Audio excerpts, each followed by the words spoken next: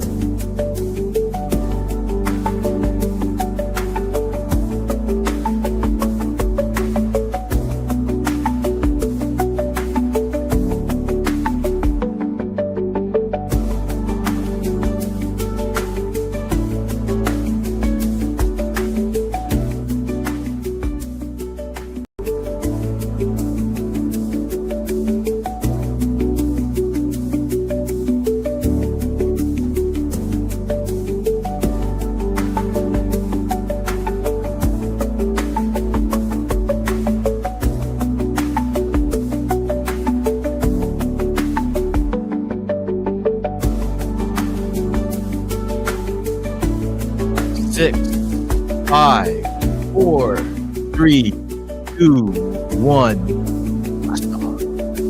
What? Oopsie. Oh. Best laid plans. Let me see if I get my camera out here. What's going on here? Hi, everyone. Welcome to Morbid Symptoms. I'm trying to get... Oh, there. That looks better, yeah? I got a little ring light, and I got a camera. Okay, it's all about how I look. Hello, Zhongyu. Look how I can... Zhongyu. Is that good? It's not a zh sound. It's a sh sound. Zhongyu. Yeah. Just pretend that X is an SH. Because if it's an SH in Pinyin, it's a sh sound and not a sh sound. That's why we use the X. Okay, well, that robotic lady on Google led me astray then. Anyway, welcome everyone to another Morbid Symptoms podcast. I'm very happy that Zhongyu is back with us. We were here, he came on before when we tongue-in-cheek have a series called Marxist Men Coming Out of the Gender Closet, when they come out and speak more freely on what they think about the gender ideology. I came out as a they, them. Yeah. He tricked me. He tricked me into platforming. They. Yeah. Anyway, and I found out, of course, that he is a wealth of information on Taiwan because, is this, sorry, I'm just going to see if something is going on here with, no, sorry. No, it's good. No, I'm just, it looks like, oh, I think my sorry. I'm sorry, everyone. I think my camera is focused in on my face too much. Oh, well, hello, everyone. That's... Oh, there we go. I guess that's how it is. Sorry. Technical difficulties. It's always a bit of a shock when you see, your face. Anyway, enough of my vanity. Anyway, so, if you could just really briefly, I did a clip of our introduction from the last episode, but for people who didn't say that, I think just really quickly give a bit of a potted introduction to you in terms of why we should listen to what you have to say about Taiwan geopolitics and internal politics and all of that before we get right into it, because I know we have about 2 hours and I want to get as much out of this as possible for our audience. Hi, as Tara introduced, my name is Xiangyu, somewhat of a political commentator. You sometimes see me on certain shows talking about geopolitics and whatnot. Also a Chinese rapper, but we can talk about that later. Well, the fact of the matter is Taiwan matters because of its position in the antagonisms between Beijing and Washington. All right. But the thing is, in the English language, most of the information that you get on it is going to be very one-sided or just not very in-depth. There's so many different layers of contradictions on this island that span back at least decades, but if we're going to be more specific, centuries. Like a lot of people think Taiwan was some sort of barren island until Chiang Kai-shek came here, or they think that Taiwan was the name of his regime. Like he came here and established a new country or anything like that. No. Taiwan. And if I could say, my first memory of Taiwan is, because I'm a Gen Xer, is seeing a lot of tags and products in the States saying "Made in Taiwan." Yeah, that was literally my first memory of. I think back, when was the first time I heard about Taiwan? That was it. Anyway. Yeah, a lot of those after the mainland reformed, especially after the 90s, a lot of those factories ended up relocating to the mainland, the Chinese mainland.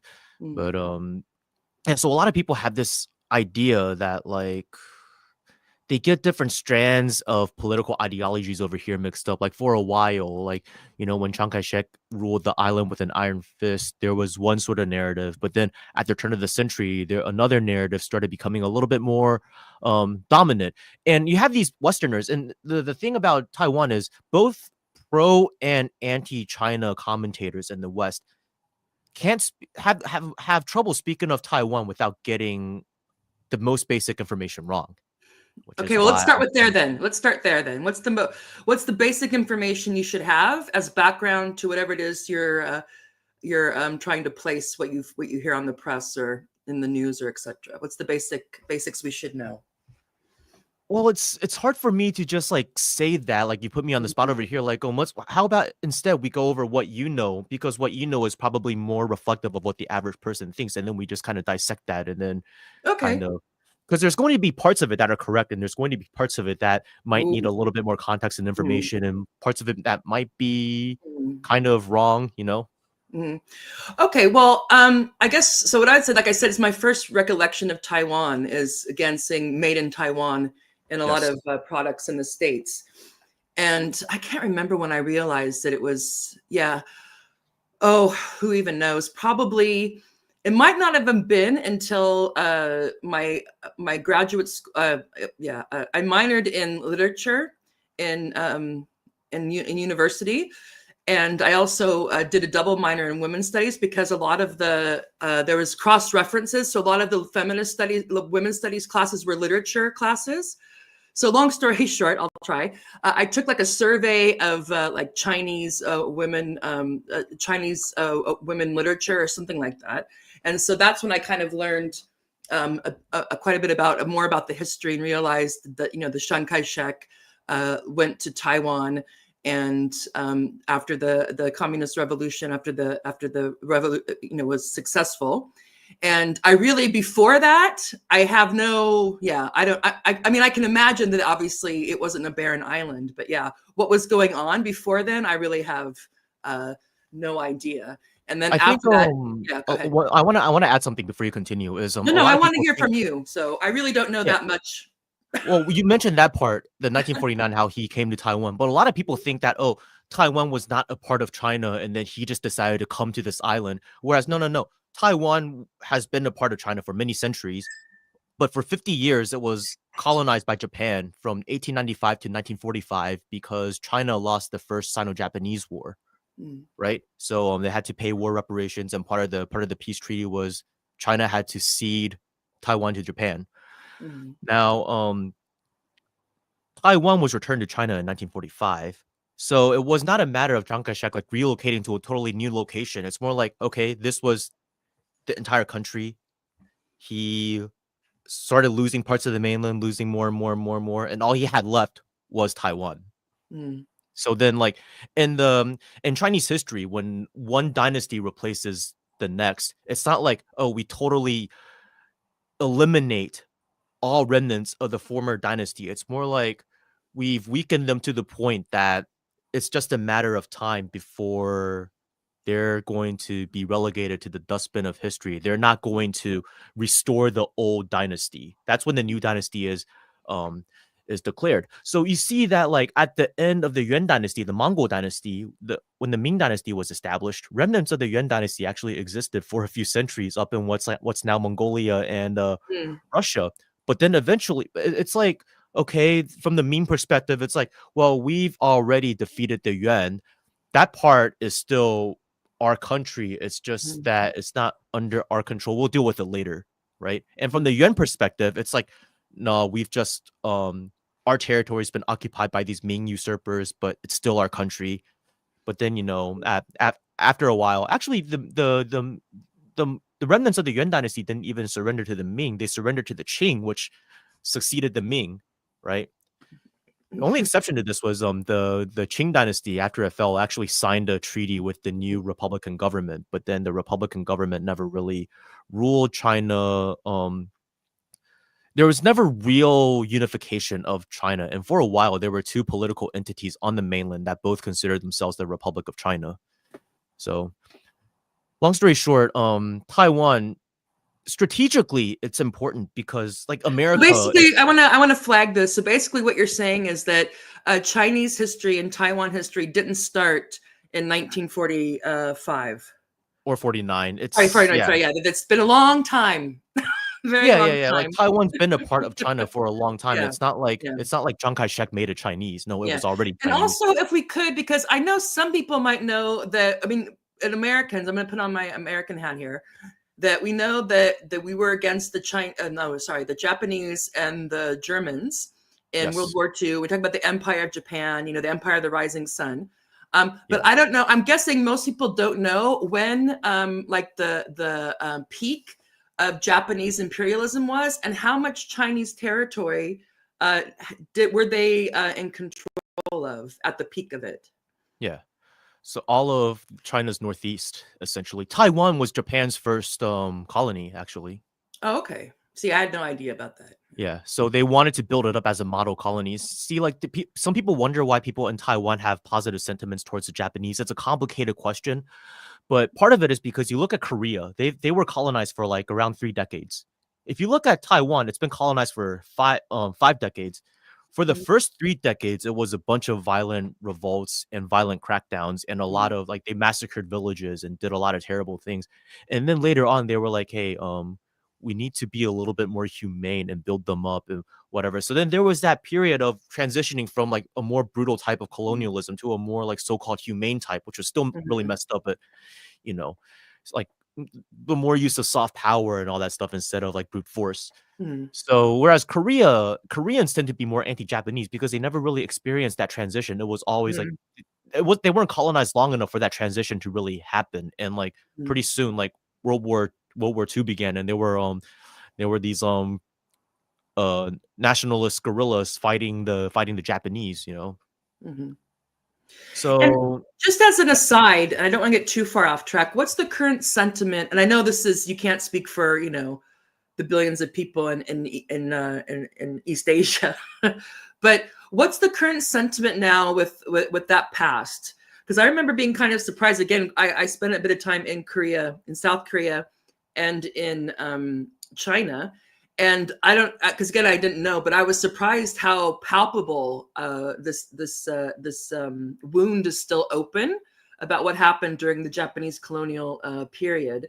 And I'm wondering, and it's kind of interesting that there'd be, like for Japan, for example, seems to have, but even though with the World War II, much better relations for, that's a complicated story, at the US than they do with their former, I guess, what would you call it, imperial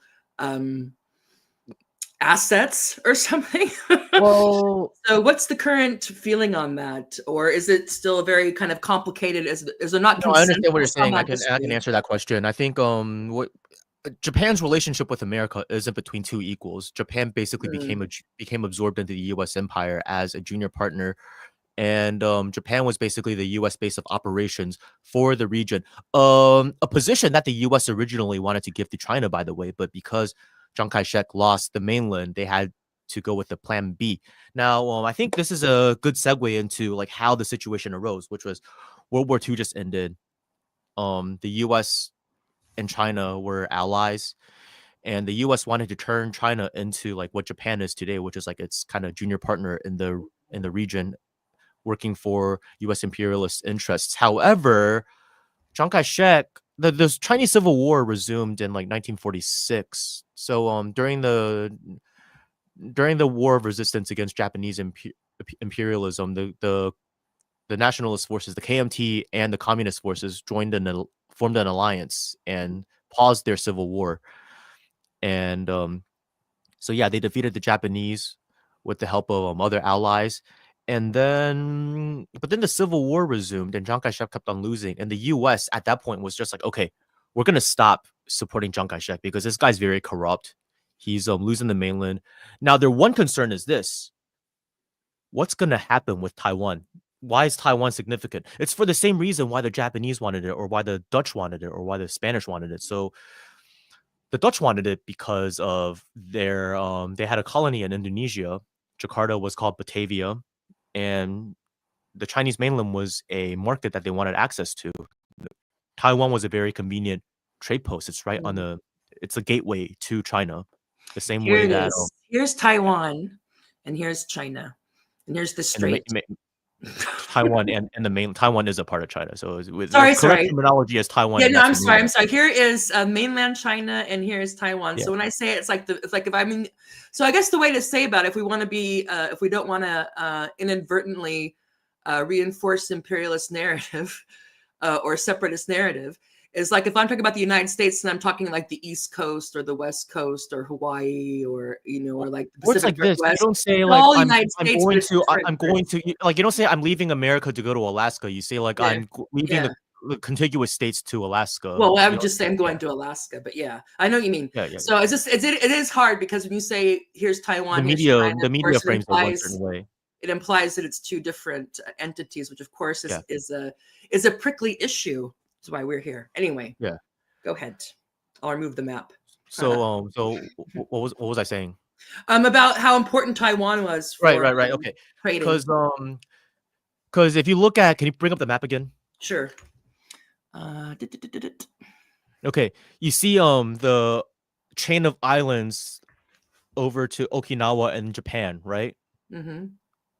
And then you see Taiwan, and then you see the Philippines. Go down through the Philippines, the Paracel Islands. Yeah. It surrounds the Chinese mainland, correct? Mm-hmm. Yeah. No. Yeah. Right. This is what's called the first island chain. Now Taiwan is right in the middle of it. Now the U.S.'s concern was, well, we don't like the communists. We don't like Chiang Kai-shek either. But what are we going to do with Taiwan? Because if Chiang Kai-shek falls, then the communists will take control of the island. And that means their strategy of containment is blown. Because if Beijing has control of Taiwan, that means it has access to the Pacific. So the U.S. at this point was not like, okay, we support Chiang Kai-shek, we support the Republic of China's vision of restoring the republic on the mainland or whatever. It was just like, okay, we need to come up with a plan B. So for a while, before the Korean War, there were many factions in the US government. Some were just like, we should start talking with the communists and try to win them over from the Soviets. Others were like, there were different ideas, but the Chiang Kai-shek was very unpopular, and they were just like, okay, we need to abandon him. But Douglas MacArthur supported Chiang Kai-shek and wanted to keep supporting him because he really hated communists. Now, his faction was kind of weak in the U.S. until the Korean War happened. When the Korean War happened, they were like, okay, the communists are emboldened, because you look at how the Korean War, the first few days, like in a very short time, the Korean People's Army advanced all the way down to Busan, which is southeastern Korea, right? Before MacArthur's Incheon landing, it was the Seoul government was about to lose. So they were like, okay, they're getting pretty emboldened now. We need to have a plan B. We can't let these countries that are allied with the Soviet Union. Back then, they were still allied with the Soviet Union. Later, China and the Soviet Union had their little falling out. Not little, by the way, very big. So they were like, okay, we're going to send the 7th Fleet over to the Taiwan Strait to prevent the communists from taking control of Taiwan. But it's also to prevent Chiang Kai-shek from trying to launch a counterattack on the mainland, because we don't want anything to destabilize the situation. We want at least this guy. We kind of have him by the balls. Like, we don't like him, but he's against communism. So yeah. Now at the same time, Chiang Kai-shek's rule in Taiwan had a lot of problems because I mean, there's white terror and all that. But the other thing, can you say a bit more about the white terror, because people won't know? I'll get into that. Okay, sorry. When the Japanese ruled Taiwan, they did so by co-opting the landed aristocracy over here, right? So the landed aristocracy, they had a lot of power, they had a lot of local power, they had a lot of influence in their localities. So what Japan did was they won them over and gave them benefits and ruled a lot of Taiwan through them. So they were pretty powerful, right? Now, when Chiang Kai-shek came to Taiwan, this dynamic was no longer there because he didn't need their support. He had the military and he had U.S. support. So, and then he also learned difficult lessons on the mainland. So he was like, okay, we need to carry out land reform. So then, because if we want to industrialize further, we need to have land reform to make agriculture more productive and also get rid of the remnants of feudalism. So he did that. So as you can imagine, if you were a landed aristocracy, member of the landed aristocracy, you would hate Chiang Kai-shek, right? Not for the same reasons that like communists hated him, but you would still hate him nonetheless. Yeah. Well, yeah, he undercut you. Yeah, he undercut you. So then there was this idea, which is like, well, the Japanese gave us favors. Chiang Kai-shek marginalized us, and they weren't even like. And then when Chiang Kai-shek came to Taiwan, there was martial law. So the way that the government worked was you had the so-called president, so Chiang Kai-shek, and the president was elected by the National Assembly, which is supposed to be elected by the Chinese people from all of the provinces. But because they lost the mainland and the mainland was no longer under their control, they were like, okay, well, most of our country's territory isn't under our control, so we need to suspend democracy. So then, like, what was elected in yeah. So the last time that the National Assembly was elected was in I believe 1947 or 48, right? So they come to Taiwan and they were never reelected. So you have these out of touch elites from the mainland coming to Taiwan. Because remember, at 50 years of separation, that is a pretty long time for just you have a new government coming in. It's corrupt. It's made up of a bunch of mainlanders that are speaking different local dialects that you don't understand, because at this point standard Mandarin hasn't been like widespread yet. So then on top of that sentiment of, oh, they're pushing us out of power, it's like, hey, why are these outsiders taking control of our island and getting into central positions of power while we, the powerful people from this island, are being marginalized and pushed out of the centers of command? So that was basically the seeds of Taiwan separatist ideology were planted then. So you notice how so far this has nothing to do with the communists, right? The seeds of Taiwan separatism were planted because they hated the KMT, not because they hated the communists. Well, I was thinking, and I don't know if this is a useful analogy about how the people who were in Taiwan, the Chinese province of Taiwan, when these people from the mainland are coming over after there's been like 50 plus years of separation, it's kind of almost like a carpetbagging thing, isn't it? Like, yeah, but also because, like, it's kind of take advantage and yeah, so the political economy, I think, is really interesting. So if you have the aristocracy, or I guess we could even call them like the large peasantry, or the class in Taiwan. Let me send you a photo. And they had, you send me a photo?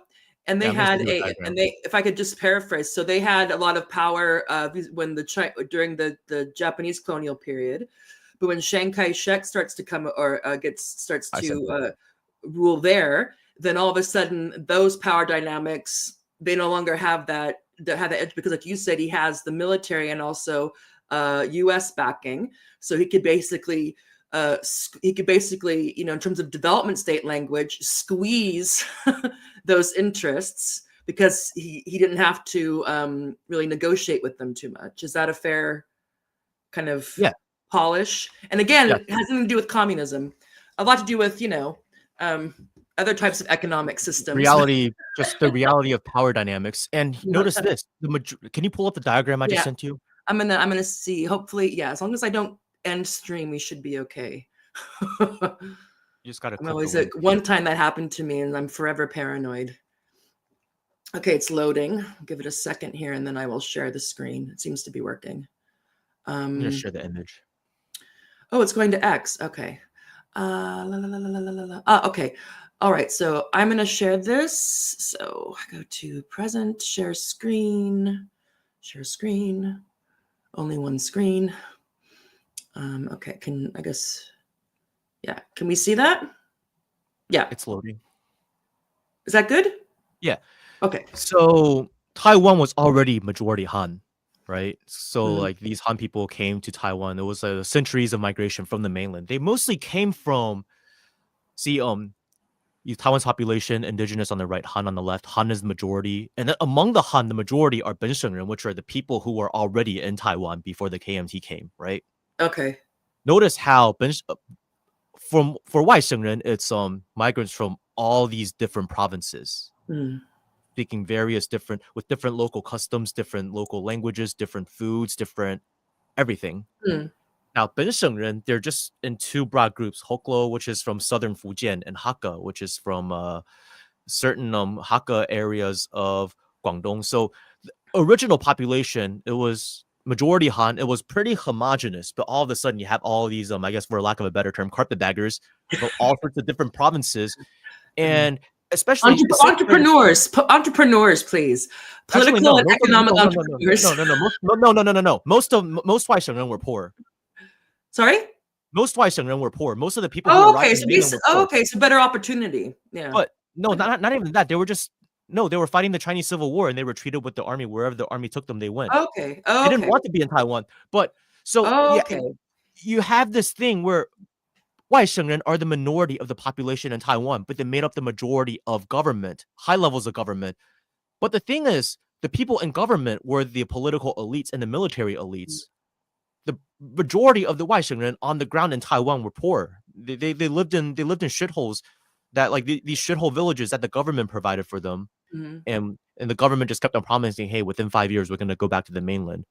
It's a really sad story. So you can't really because I'm gonna look that up because I've never heard of those people before, so which is not surprising, which is why you're here. Yeah. So I mean, people think, oh, everyone who came to the mainland, came to Taiwan from the mainland in 1949 were like rich finance capitalists and bankers or whatever. No. Most of those went to Hong Kong. Okay. So that's why you have a lot of people originally from Shanghai in Hong Kong, like after a few generations. But I mean, the political elites came to Taiwan. The military elite came to Taiwan. Some civil servants, teachers, and all that. There were a lot. It was a very difficult time, so a lot of families didn't know like which side would be better after the war. So let's say you have a family of like 6 siblings. Like you might just, as a parent, you might be like, okay, I'm gonna send 3 of them to Taiwan and leave 3 of them here, just in the hopes that if one side is worse off than the other, at least half of my kids are gonna have a decent future. A lot of that happened.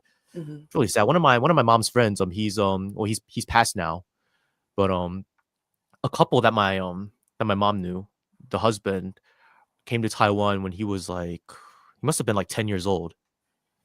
And he was able to come because his brother-in-law was in the military and he got a space on the boat. But he didn't realize the implication of what he was doing and that he would never see the rest of his family again until the late 1980s when travel across the strait was allowed again. So he was just like playing on the boat. Like, a little kid, you're on the boat for the first time, it's fun. Yeah, well, yeah, you're not thinking, I mean, how could you possibly know? I mean, yeah. So you realize that there's a lot of notice how there's a lot of like rifts in Taiwan society. It's not a very unified society. It's gone through a lot of different traumatic events like the World War II, getting carpet bombed by US forces and being under Japanese colonization. All that stuff, and then all of a sudden these mainlanders come in.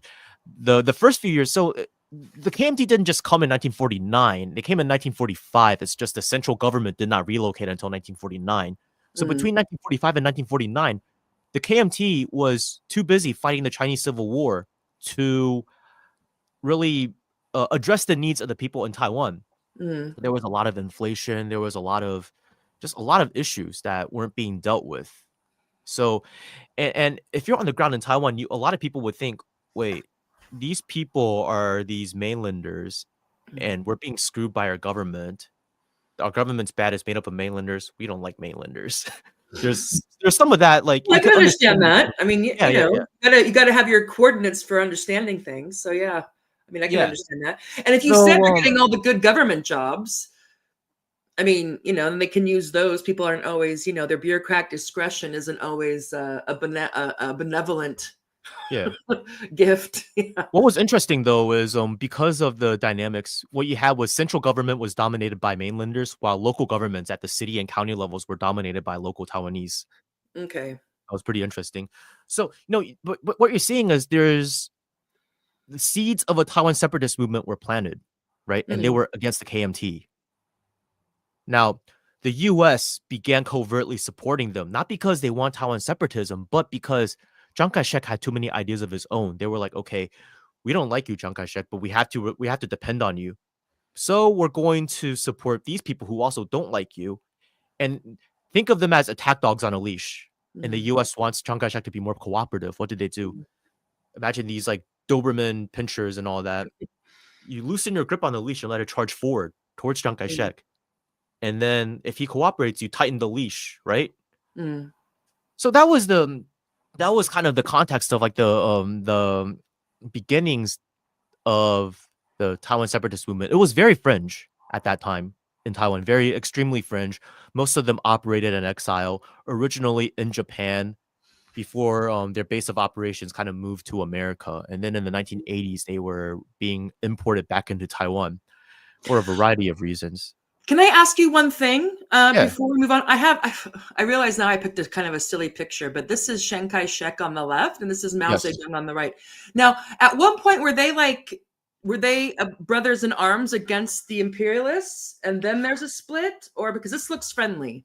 Well, this was at This a is older though. He's older though here. this was at a banquet that the U.S. organized in Chongqing right after World War II, trying to discuss post-war arrangements because they wanted some sort of like both the U.S. and the Soviets wanted some sort of coalition government, right?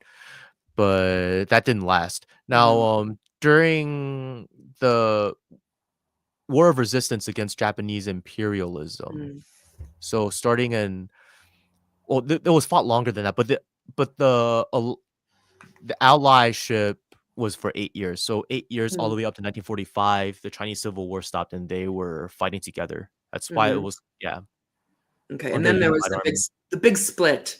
Okay, thank you. Yeah, I mean, well, Chiang Kai-shek's purged communists a few times in the past.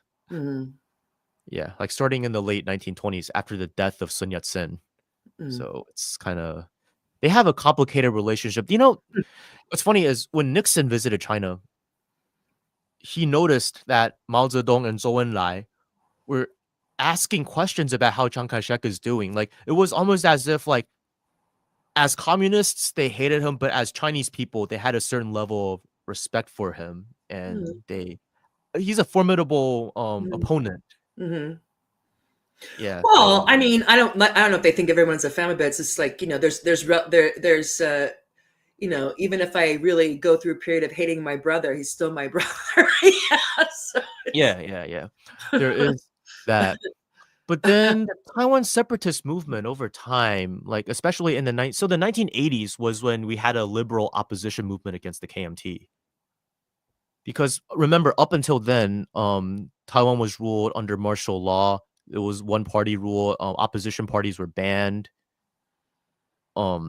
Yeah. So then what period of time was that? The martial law from martial law was like 1949 until like 1987. Okay. Yeah. Because before, and I know you've touched on this, but I just from because I am an economic geographer or a geographer, and I'm very interested in uneven development. And that was the point. I know because you talked about how Taiwan and these islands that go all around the coast here of China are the first island chain. Yeah, first island chain. Yeah, are very important. Why the U.S. or whoever was interested in getting a stronghold on the markets there would be really interested in that spot. And so you have the military, the strategic interest, but there's Taiwan's dead in the middle. Yeah, so there's one part of that, but can we bring in also the economic part or the so-called developmental state, the East Asian tigers? Because another part of the my understanding of the U.S. plan was, okay, we want to be able to do military things if we want along this first island chain. We want to have more control over there. We don't want China to have dominion over this part of East Asia, and but also we want to show people, hey, look what great things you can have with a capitalist developmental state. And so they gave very preferential economic terms to South Korea, to Taiwan, to Japan, and whatever.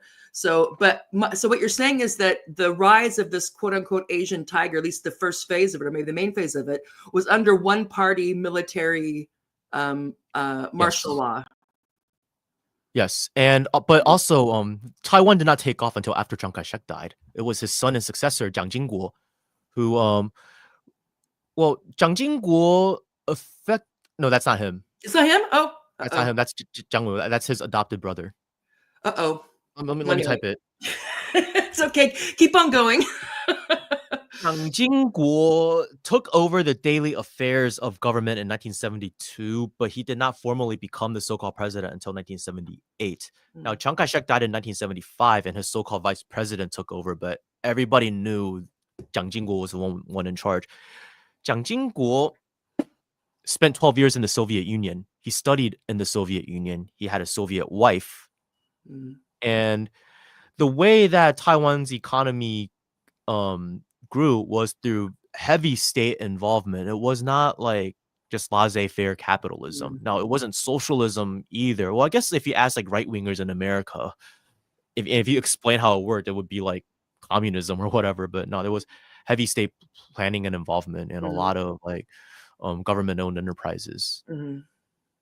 So yeah, that the Asian tigers taking off, having these model capitalist societies, they were basically built up not under free market capitalism. And I will say Taiwan's more or less been stagnant ever since liberalization, which happened over the 1990s. So like Taiwan today, and when I was little in the 90s, there hasn't been too much change in infrastructure, I must say. There's some, but it's not as drastic as like the changes on the Chinese mainland. Like I visited Shanghai for the first time in 2005, and then 2005 doesn't count because there was a typhoon during the days I was there. I was doing like multiple cities, but I saw Shanghai, like actually experienced it for the first time in 2007, and then I did not go again until 2018.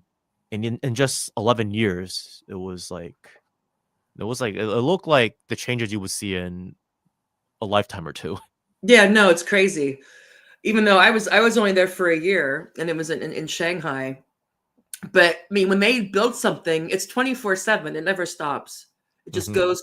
I remember I had a friend that showed me, because I had a friend who was whose husband was manager of some restaurant in I can't remember that name of that tower. It looks really gothic, like a big tower in Oriental Pearl Tower with the ball in the middle. No, it's the one that looks like almost like a shard. It's really, really tall. And anyway, it doesn't matter. Anyway, very fancy. At that time, it was the tallest building in there. It's a World Trade Tower, right? Anyway, I'll find out, because I can't remember. I can't believe I can't remember, because I felt so aristocratic when I'd go there, but I only could go there because on our salary, because her husband was the manager there.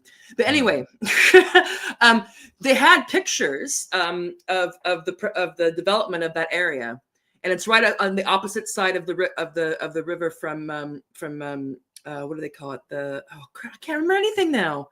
Crap, that part in Shanghai that has all the imperialist buildings, like all the buildings that were built. Yeah, the Bund. Thank you.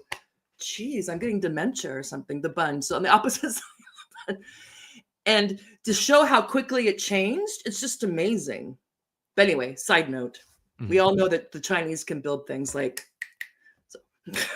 yeah, they get it done. Yeah. Okay, so you're saying that there's stagnation. So actually most of the bulk of the growth happened under what they call a developmental state, which is a nice word for basically the state has an iron fist. It's technically a capitalist economy, but the state kind of tells the capitalists, holds them in line. Yeah? Yeah. So like it also picks winners and losers then. It can say like, this is going to be the price for this. This is what we're going to invest this in. It can also squeeze, like a very kind of corporatist state, but where the state has the veto power. I mean, TSMC would not have been born had it not been for like that level of planning. You had these like scientific parks all around Taiwan, like that was done under the directives of Jiang Jingguo. So it's almost like they called it. It had a lot of what people would associate with communism, but they just called it something different. Kind of, yeah. So which is why it's really interesting in Taiwan today. The least popular past or present leader is Chiang Kai-shek. But the most popular one today remains his son, even among a lot of Taiwan separatists. Like they don't agree with his views of his anti-separatist views, but you can't deny the economic contributions that occurred under his rule. Now, of course, there were a lot of factors that were advantageous to his government. First off, having a positive relationship with the United States enables you to gain access to foreign capital and markets and all that, and have a position on the US-led global supply chain. There's no denying that. And the second is all of the mainland's gold reserves were brought over at the end of the Chinese Civil War. That helps. So, that helps quite a bit. Yeah. So underneath the economic miracle, you see a lot of fingers on the scales and a lot of preferential treatment from the U.S. in terms of access to the U.S. market. And also, you have a lot of know-how that was left behind by the Japanese. because when the Japanese colonized Taiwan, they wanted industrial workers. So there was a lot of know-how. You know, a lot of for a while, Taiwan made some of the best shoes in the world because of this know-how that was left by the Japanese. And then when the 1949 migration of a lot of those mainlanders came, that needed low-wage jobs because there was no more war to fight, like their wives, their families, or whatever. A lot of them ended up working in textile and shoe factories and whatnot. And later on, there is this part on the mainland, Futian, which is in Fujian, like that makes a lot of the knockoff shoes that you see today. All of those factories were originally opened by these shoe factory owners in Taiwan. So there is that legacy going over there. It goes way back. There was a know-how. You had a bunch of gold. You had positive relations with the U.S., whereas the Chinese mainland was very sanctioned by the U.S. And then it had a falling out with the Soviet Union not too long after Stalin died. So I mean, when Khrushchev recalled the Soviet support to China building up like infrastructure and like technical assistance and all that, they took everything away down to the last screw. Yeah. You know, it's kind of it's well, sad but interesting is that because when you mentioned that there's been stagnation really since the liberalization period in the 90s, and I think if we look back also in the United States, which of course is a unique case, but or any, you know, I'm thinking about I can't remember his name now, but the guy who wrote "Kick Away the Ladder," he's an economist from Korea, I think. Yeah. It is Korean. Anyway. Something Chung. I know his surname Chung, but that narrows it down to nobody in Korea. Yeah, anyway, I'll add it to the thing later. But basically, when you look at when a national economy, a national quote unquote capitalist economy has the most robust and kind of rational growth, it's with a strong state and a significant amount of planning or mixed economy or whatever. And then when you take that away and go quote unquote liberalization laissez-faire, that's good for rentiers. So the financiers and the rentiers and that type of thing. It's not good for labor, and it's also not good for quote unquote kind of a productive or industrial capital, but it's good for the people who make money off money. Yeah. Just as an aside, people, and you know, take a look at what's going on with your own neck of the woods the last 40 years or so, and you will see it. Anywho, I want to see what the time is. So we have, we're all okay for time. So I just don't want to jump all over the place because I want everything I'm saying to like make sense to the audience. No, it's okay, and don't worry about it because I can also edit things. You know, we can also edit whatever because this is the stream. The stream is the stream, baby. And I mean that in a platonic way. I could probably, I'll have to be your mother. Anyway. Maybe not.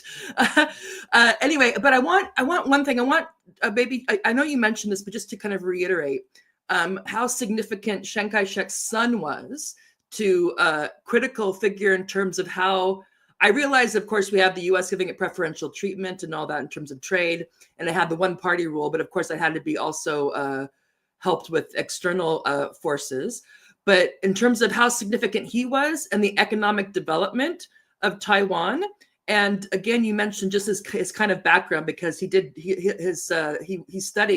learned most of his know-how, at least in the Soviet Union. I want to maybe you could touch some points on that again because I think that's news to me at least, and that's an interesting story. And then I want to make sure that we get to the divisions within Taiwan because it's not surprising that people like me have a really kind of a lot of blank spots in our understanding.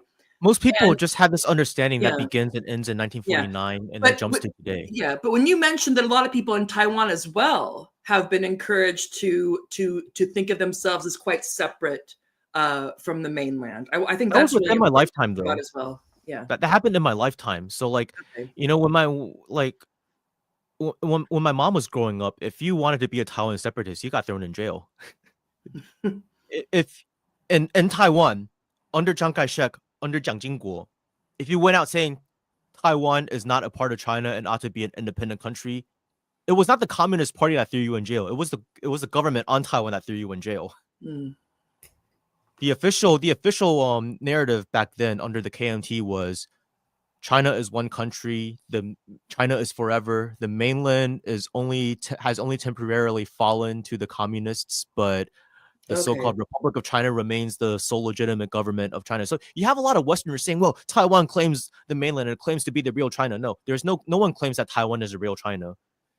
There was a claim that the so-called Republic of China is the sole legitimate government of China. So see, that's actually something that Beijing kind of like, it doesn't tolerate, but it's like, okay, there's points of unity. At least you agree that we're one country and that Taiwan is a part of China and that the mainland is a part of the same country. We just don't believe that the Republic of China exists anymore. It ceased to exist in 1949. The remnants on Taiwan, that's just a renegade province existing within the People's Republic of China that we'll take care of on our own accord when we feel like it.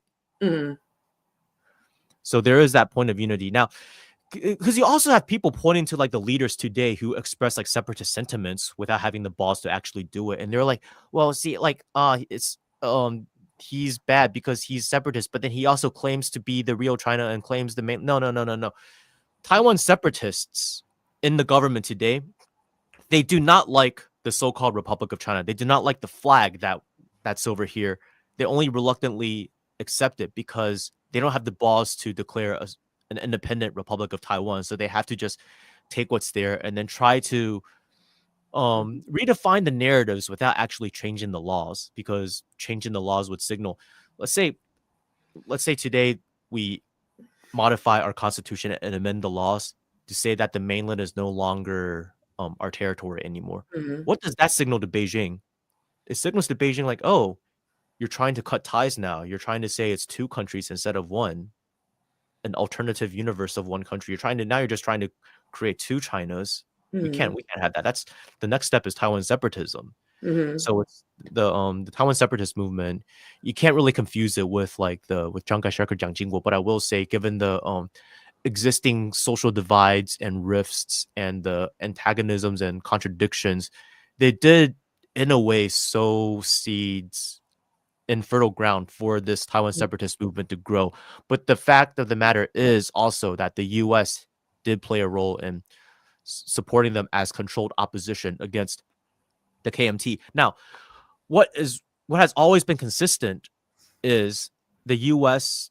does not care about reunification or Taiwan separatism. It just cares about Taiwan not being controlled by Beijing because it wants to maintain the integrity of the first island chain.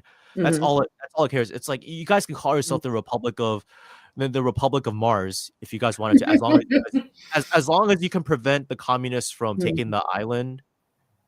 Like, do whatever you want. Claim you're the legitimate government of China.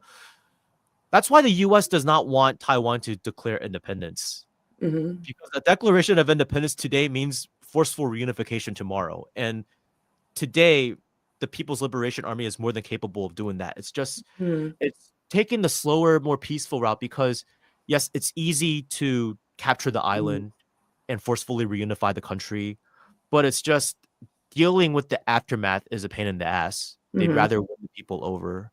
And the idea is that once the U.S. soft power becomes bankrupt, people will start shifting their perspectives, which I think more or less is true. Now, it just says it doesn't rule out the use of force, because under international law, I mean, the United Nations recognizes the People's Republic of China as the sole legitimate government of China. And the United Nations never recognized Taiwan as a country. Even when the so-called Republic of China occupied China's seat in the UN, it was there as China. It was not there as an independent Taiwan. It's just in 1971, they decided, okay, we can't have Taipei represented China anymore. That's kind of ridiculous. We got to give the seat to Beijing. Yeah. Well, so just to summarize how I understood that is that for the long time, it wasn't only in kind of mainland China that this talk of there being of Taiwan and China being two different countries was anathema. It was like, no, there's one China and Taiwan's part of it. There was also Chiang Kai-shek and the Kuomintang they would not tolerate public sentiments of separatism, of like official separatism. And the Kuomintang was the one that was actually in the position to throw separatists in jail, because on the mainland you didn't really have Taiwan separatists on the mainland, so they were just against it, but they didn't throw people in jail for Taiwan separatism because they were. Now you have parties. Yeah, but now you have parties that seem to at least kind of tease it. Yeah, there seems to be. Oh, yeah. Do they think their bread would be better buttered by the U.S., or is it just the game to kind of, try to keep the status quo as a bargaining chip? It's complicated, but I got to use the bathroom real quick. Okay, go ahead. Use the bathroom real quick. We'll get back to it in a bit. It's right. Anyway, so let's see. Hi, Zhong Yu is on a tea break. But and we've been so I was just kind of summarizing what he said before, because it's quite interesting, because at least I would have thought it wouldn't have occurred, because my historical knowledge in Taiwan is as obvious as well, I fairly have quite a bit of ignorance where that's concerned, but I know enough to know that I don't know very much, which is an important perspective to be able to adopt. But that it was the Kuomintang and the position of the state in Taiwan, at least up until the 90s, that you could be thrown in jail if you were trying to foment separatist sentiment or movements in Taiwan. That the idea was that there's one China, and that from the Chiang Kai-shek, or the Republic of China people. So you have the communists, you have the revolution, you have the communist China, and then you have the Republic of China. And so on the Taiwan side, or at least some of the people there who are in power would think that, okay, the communist revolution is a bit of a blip in the long history of China, and eventually we'll get through this and there'll be this China Republic again. Who knows what kind of system that would be. And then you have the mainland side that doesn't see the Chinese Communist Revolution as a blip, and sees kind of, there's some anarchic or lagging parts of consciousness or the geography that eventually will get on board to their understanding of the polity, so to speak. I just summarized my understanding of it. I don't think I attributed anything too crazy to what you had said. I trust your judgment. Oh goodness! Well, there you go. Now, of course, when Mao Zedong declared the founding of the People's Republic of China, he didn't expect things to drag on for this long. And the reason why they dragged on for this long was basically because the Korean War happened, and it kind of recalibrated America's policies in the region. Otherwise, they were basically set to reunify the country, and Chiang Kai-shek, without support from the U.S., would have fallen. Which is why before the Korean War started, Chiang Kai-shek was already sending people to the mainland to start negotiating. Yeah, negotiating some sort of deal where he could at least have some role in Taiwan. See, look, there they are. Skinny, anyway. Yeah, good diet. Lived a pretty healthy lifestyle, actually. Yeah. Okay, so let's fast forward a bit. So now we have, what, like in the 90s or something? Then when did it become okay to be like, we want to go our separate ways in Taiwan? When did that become at least not a criminal position? After martial law was lifted, which was in the late 80s. Okay. But even before then, we had the liberal opposition movement going into full swing in the 1980s, and that is what gave rise to what is now called the Democratic Progressive Party. If you could pull up the DPP flag. DPP flag. Okay, hold on. Keep on talking. I'll find it. Yeah. And the DPP at first, its whole program was just, we want to establish liberal democracy, right? But martial law ended a lot sooner than they thought. So now it's like, oh, okay, now how do we differentiate ourselves from the KMT? So that's when they started adopting Taiwan separatism into their party platform and all of that.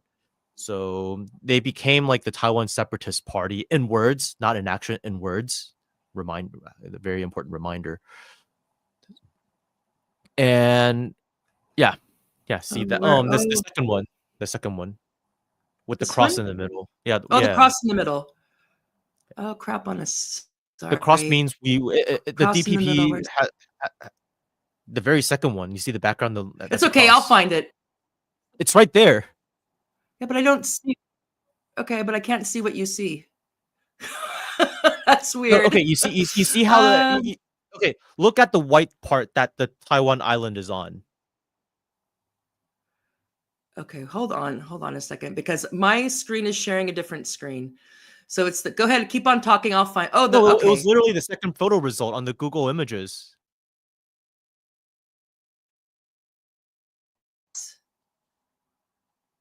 That page you just had on the Google Images. Okay, let me look up the link. Let's see. Let me share it again, because I think that there was a lag, and so I was seeing a different screen than you were. Because I see green flags, and then I see the regular Taiwan flag, and now my computer's stalling, so that can't be good. Let me send you a link directly to amongst yourselves. Oh, it's this one. Yeah, I promise you it was in the image results. No, I believe you. I sent the link in private chat. I know. I was like, oh, let's see. Okay, so I'll go to this. Oh, yeah, that's okay. Now I did see that too, but I thought I never seen that before in my life. I was like, what is that? Of course. So let's see now. Okay, sorry. StreamYard, share screen. Share screen. This must be this one. Yeah. Ah, yeah. Okay. The cross is part of the background. Okay. This is the one I have. Yeah. Okay, go ahead. The idea is we bear the cross of democracy. That's why the flag looks like that. And I guess green to differentiate themselves from the blue KMT. So in the 1990s, it's not a very nice flag. Yeah. In the 1990s, they started winning a bunch of local elections and elections for legislators, and then they won the so-called presidency in the year 2000. Okay. Right. In the year 2000, that's when we realized, well, okay, from 2000 to now, it's been 25 years. You have 8 years that were back under KMT rules. So ever since 2000, they've ruled for a total of 17 years. And other than rhetoric, they haven't made any concrete steps towards pursuing Taiwan like separatism because they're afraid to do so. So, I mean, did they ever try to change the name of the so-called Republic of China? No. Did they ever amend the laws to drop claims over the Chinese mainland in the laws? Because trust me, they want to, but they don't have the balls to do it. Have they changed the so-called national anthem, which is very Chinese centric? No. What they do is what they did do though was change the curriculum over here. So then because in any country, when the kid starts going to school, the first few years of primary education are basically like what it means to be a member, like to be a citizen of your country, to be a member of your society, right? Whereas in the past, a lot of that was like what it means to be Chinese. Like we're going to teach you about like traditional like more about Chinese history, like Chinese traditions, Chinese thought, and all of that. And that started becoming like they started toning that down a lot. And then they started replacing that with like a whole like concoction like of like this localized identity stuff, but in a way where it's like it's identified as it's implied that it's not Chinese, you know. It doesn't really say it, but it's like, it's implied as something separate. So the generation of kids that were educated after 2000 or spent their formative years educated after 2000 have more of a separatist leaning and identify like more as like Taiwanese than like Chinese. Whereas like in the past, it was like, okay, you are Chinese first and Taiwanese is your local identity. Now it's like we're Taiwanese and yeah. That's kind of a little that's kind of the difference. And also other things that the DPP has done was on our passports, you see this. They added the word Taiwan in English to it. In the past, it was just like this. Oh, so it's baby steps. It's planting. Notice, yeah, you said planting the seeds. No, but notice how in Chinese it does not say Taiwan wherever. Yeah. 中华民国, it means Republic of China. It says 护照, which is passport. Taiwan is only in English. So I don't know. We might have to come back for this because I don't want to get. I want to stay on the geopolitics as much as possible and the U.S. imperialist part.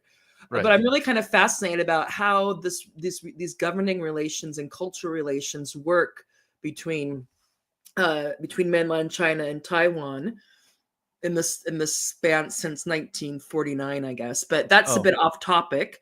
We might have to. I think it's really relevant to it. But we just have to. But I'm just in terms of your time because we only have so much time. It's fine. But I think what we need to understand is why that the U.S. doesn't want the administration here to declare independence. However, it's perfectly fine and prefers this separatist ideology to spread throughout the island. Because if this ideology spreads throughout the island, you have people who just think being Chinese is the antithesis of being Taiwanese, which makes reunification a lot more difficult. Because imagine people growing up under my mom's education, like everybody agrees that they're Chinese.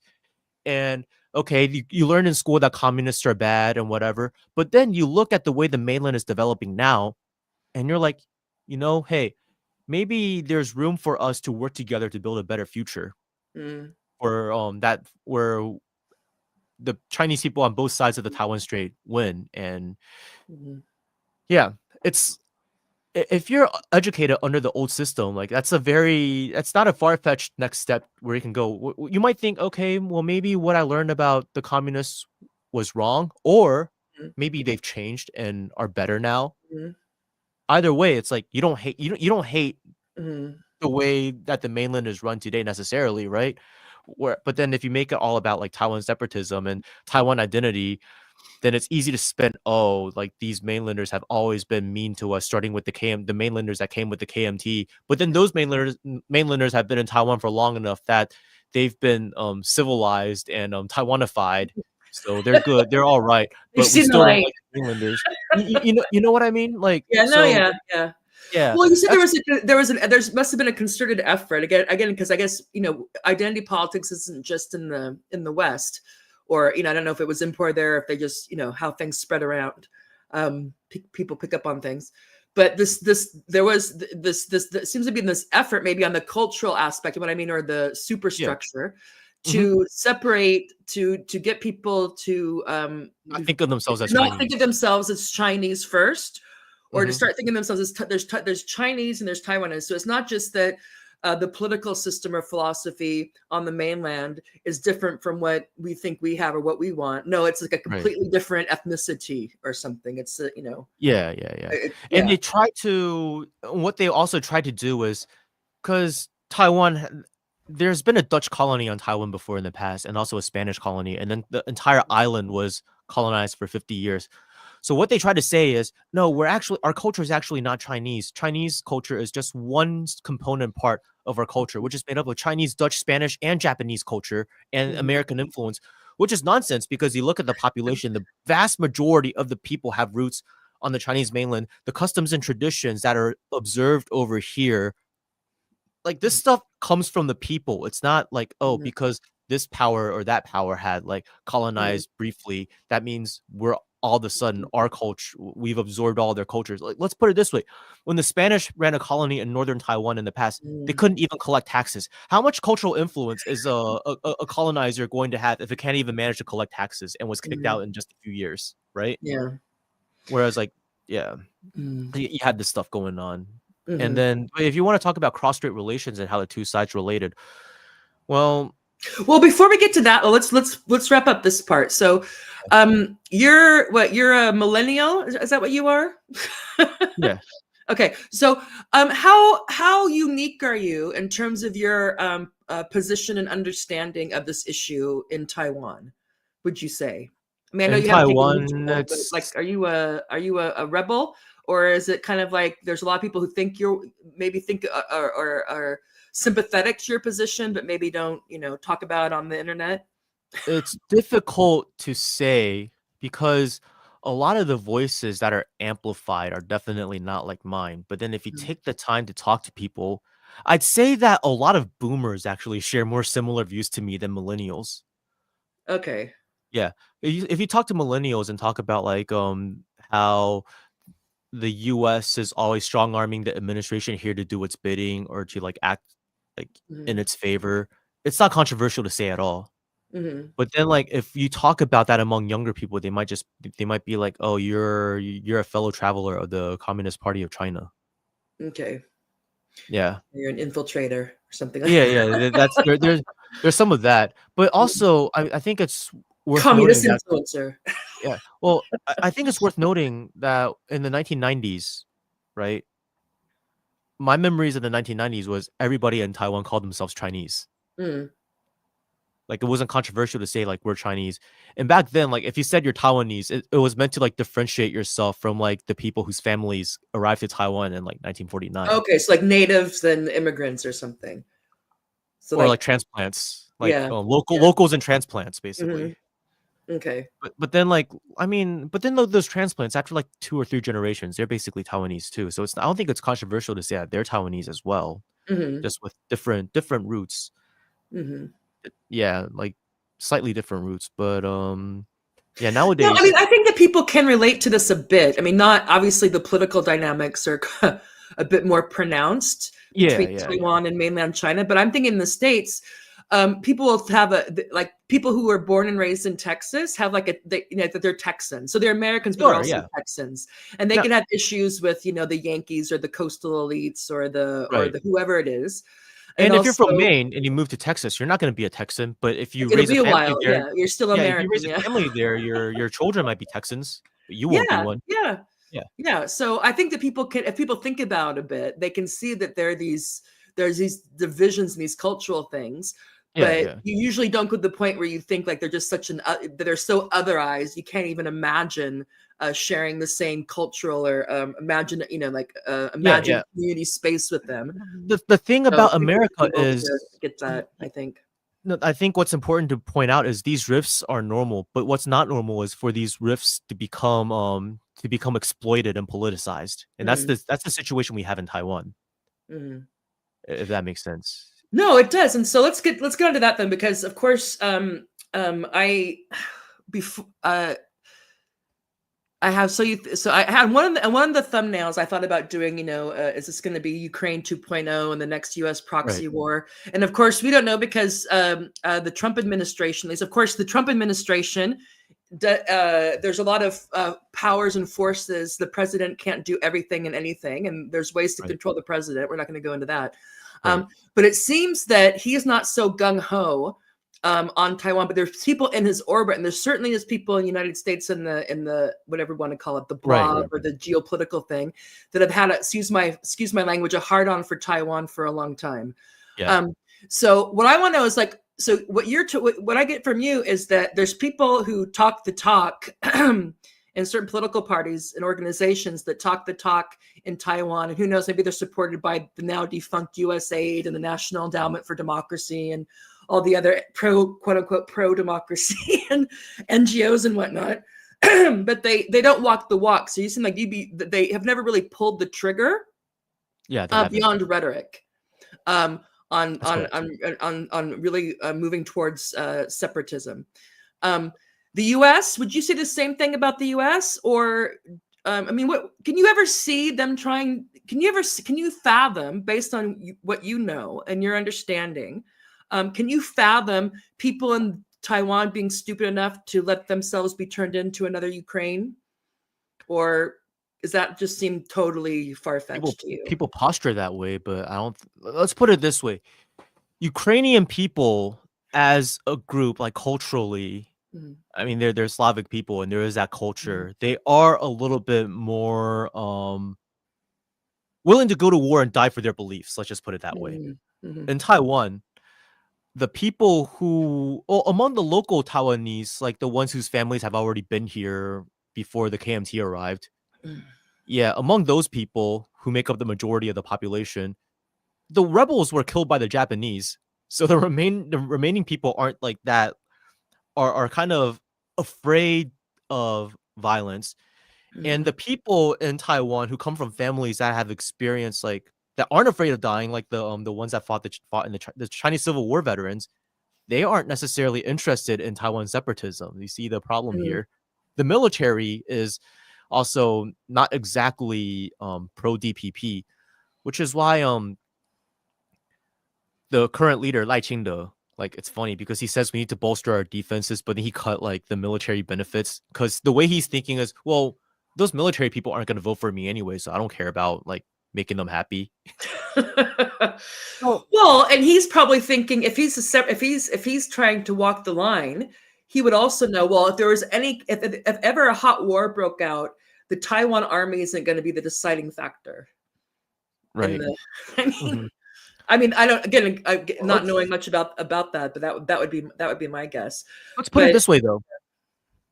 The current leader won the election last year with just 40% of the vote. Now, if we count abstentions, he won with less than 30% of the vote.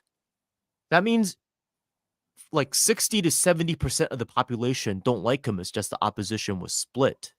Now, his party is becoming even less popular because what they're doing now is they're calling everybody who's not on board with them communist sympathizers. So right now, in Taiwan, among DPP supporters, which are dwindling in number, if you support the KMT or if you support the current third party, the Taiwan People's Party, you are an agent of the Communist Party of China. So people are just kind of what the fuck about it. And what right now, instead of running government, what Lai Ching-te and his party are doing is they're trying to recall all non-DPP legislators in the legislature. Instead of just working for a better election, he's just no, we're gonna try to recall them because the DPP is already in the minority. So even if they lose more seats, even if this backfires, it doesn't matter. But if it's successful, they have much to gain. But most people in Taiwan are actually just why are you doing this and not governing, running the government? So people aren't on board with the war with the Chinese mainland. Now, if you do a poll, I would say right now a lot of people don't want reunification. But I also believe official. They want the status quo. Yeah. Exactly. People aren't necessarily for separatism either. They want the status quo, and they're more concerned about living standards, wages, inflation, housing prices, prospects, for their, just the things that people all over the world care about. Yeah. So if the US wanted to use Taiwan and to launch a war, I mean, here's another thing. There's at any given time, there's 1 million to 2 million Taiwanese people on the mainland. People working there, studying there, people owning businesses on the mainland with vested interests on the mainland. It's not people in Taiwanese people aren't stupid though. And the thing is, I don't like Lai Ching-te. I don't think he's exactly smart, but I don't think he is as stupid as Zelensky either. Well, one would hope not. No, because of course it's of course we focus on these characters because they become the face cases and the spokesperson. But of course, Zelensky has a pentablet, if we will, of people he has to keep happy. Exactly. Yeah, but it's just because I'm just thinking, for example, so it seems like there's not that a lot of people, maybe it's still kind of abstract, you've been hearing this bang on back and forth your whole life, and you're thinking, okay, it's really not going to happen. But people do. I mean, people do crazy things. My country can do obviously can do. Yeah. If you look on paper, it doesn't make sense for them to push this with Taiwan, but who knows? Lai Ching-te toned it down right before Trump's inauguration. Yeah. But what I want to know is, so you said, can I mention something first? Let me mention something first. Go ahead. When Lai Ching-te was inaugurated last year on May 20th, he said in his inauguration speech that the People's Republic of China and the Republic of China are two countries, and neither side is subordinate to the other. Now, this actually goes against the so-called Republic of China Constitution because according to the Republic of China Constitution, the People's Republic of China simply doesn't exist. And according to the People's Republic of China Constitution, the Republic of China also just doesn't exist. So he's making these statements that aren't in line with the laws. But of course, making that sort of statement is thinly veiled Taiwan separatism. He's just saying Taiwan and China are two separate countries that aren't subordinate to one another without putting it in those terms, right? So of course, there was a military drill. Yeah. There was a military drill that demonstrated the mainland's capabilities of enforcing a total blockade on the island, and the military forces over here could not really do anything about it. Now, this happened again in October when he made the same statement on his October 10th anniversary of the founding of the Republic of China speech. But then in his New Year's address, he refrained from making these statements at all. And I think it's because Donald Trump was about to be inaugurated, and Donald Trump wants to reset certain relations and get into talks with Xi Jinping, Putin, and all of them. And he doesn't want this little guy to be like messing that up for him. So I'm guessing Lai Ching-te probably received the memo saying, hey, this time don't make any of those statements unless you want to get on Donald Trump's shit list. So Lai Ching-te compromised in a way, like he's like, okay, he's not going to say that. But what he also didn't do was he just failed to mention the so-called Republic of China by name at all. But he is the so-called president of the so-called Republic of China. He's not the president of Taiwan. There's no position called the president of Taiwan. The mainland. That's so interesting. So there's the Republic of there's the Chinese Republic, the Republic of China, and that apparently is based. The center of that is Taiwan, and then you have the People's Republic of China, the Communist people. The People's Republic of China. Yeah, and that of course is the capital of that is in Beijing. And there's just this kind of ongoing, for 68, 80 years now or something? I don't know. Almost. Yeah, going on. It's not, I mean, it's fascinating, I guess, if you don't have to deal with the fallout, but it seems like there's these lingering things. So we have the division between North Korea and South Korea. We have this thing, whatever it is, between mainland China and Taiwan. North Korea officially stopped considering Korea one country. At this point, they're just like, South Korea's too fucked. We're not gonna reunification is out of the question. There's no reconciliation coming. they changed the maps, and then now it's just like Korea is just like there's two names. They use different names for Korea, which is interesting. Like North Korea refers to all of Korea as Joseon, and South Korea refers to all of Korea as Hanguk. Okay, there are references to different periods of Korean history. No, so in the past, what's recognized by the different parts is different, and of course, because it makes sense that whatever your current political aspirations are and future ones is going to affect how you codify or recognize certain aspects of the past as being legitimate or not legitimate or whatever. Well, in the past, North Korea used to call South Korea Nam Joseon, which means like Southern Joseon, right? Instead of Hanguk. Hanguk is what South Korea calls Korea. But now on their maps in North Korea, like the North says Joseon and the South says Hanguk, which is just like, you know what, whatever. You guys can be Hanguk. We're gonna be Joseon. Like, yeah. Well, but it just seems like you must be familiar with the Rigi book, The Long 20th Century. I haven't read it. But the title, because it seems like we're still dealing with that, like the hangover. Yeah. So it's still kind of, we're 2025 now, but we still have these things that started or really broke these divisions, or I guess what we call, what's the marks? Not contractions, that's pregnancy, but same thing. Contradictions that still are, working themselves out, I guess, 2025. Yeah. Anyway, okay, so let's see. So now one last thing I think to wrap up in terms of the likelihood or how, I mean, who knows? We don't have crystal balls, but just the various reasons why it'd be stupid for the Taiwan Strait to turn into a proxy war. You know, so the Well, I mean, US how would war themselves start? out. How would war start? How would war start? I don't know, but before we get to that, I want to ask you something about the economic relations, because of the carrots and sticks. So because for a long time, of course, during the 70s and the 80s, there was a lot of preferential treatment. The U.S. gave Taiwan and other quote unquote Asian tigers preferential treatment. That has changed a lot and has you know, not borne the fruit that in the 70s and the 80s. So economically, what is it that the U.S. can offer?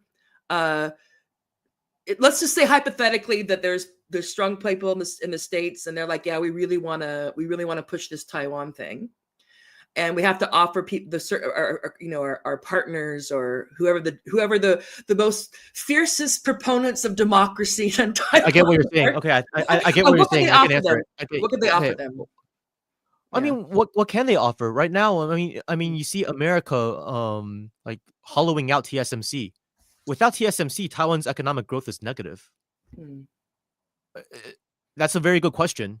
I don't think there is an answer, because what can it offer? It's the most valuable asset the U.S. is actively trying to hollow out.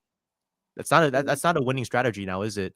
What basically the U.S. is saying is, we don't want you to have the most advanced semiconductor technology. We want it, and then once we have it, then perhaps we'll be a little bit more okay with you guys losing a war. Well, yeah, they may want to be like, okay, first we're interested in you industrializing, and now we're interested in you in deindustrializing. Yes, we want you to go like the path of Germany, but be thankful while you're doing it. Yes. But you know, we'll have banking, and we'll have other things for you. Yeah, there isn't much that the U.S. can offer if you think about it. Well, that's what I wanted to ask you, compared to what their economic ties are with the mainland. And if anybody's offended by me saying mainland, sorry, but I have to figure out something to say. Because you said there's like 2 million people from Taiwan who are in the mainland. Yeah. There's the cultural ties. There's the language, of course. Yes. Mandarin, I imagine, is the most common language in Taiwan.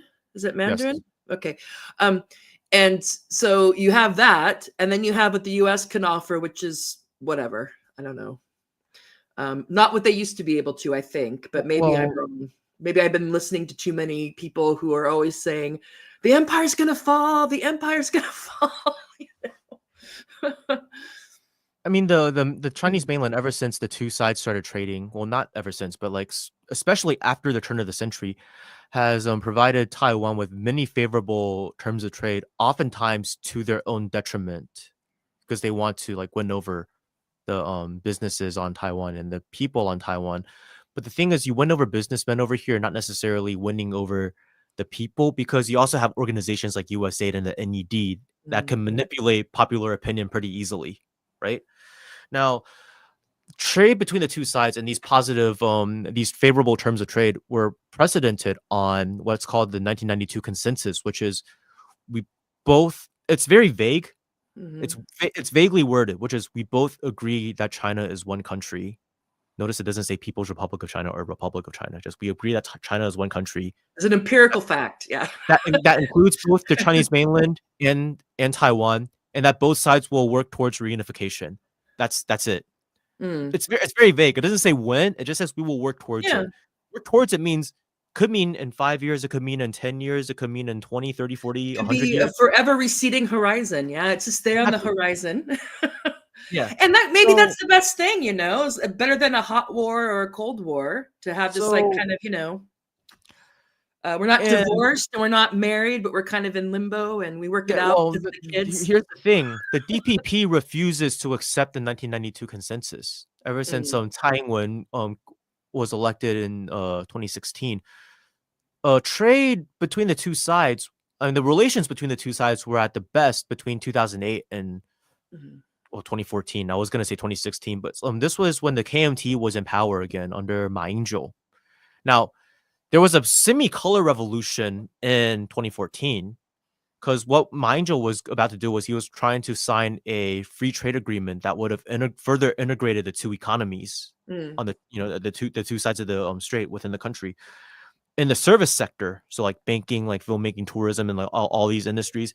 And there was the legitimate concern among some people in these industries that like our markets could be flooded with mainlanders who could outcompete us and like and undercut us and whatever. Those are legitimate concerns. Yeah. However, this was taken advantage of by these like glowy social activists who are saying, "Oh, this is the Chinese mainland trying to undermine Taiwan and absorb us, and it's an attempt at reunification."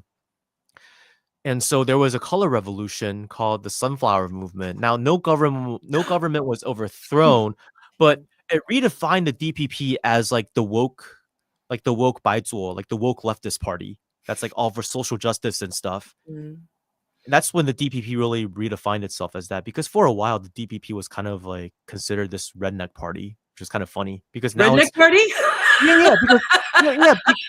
Because what is the Taiwan redneck?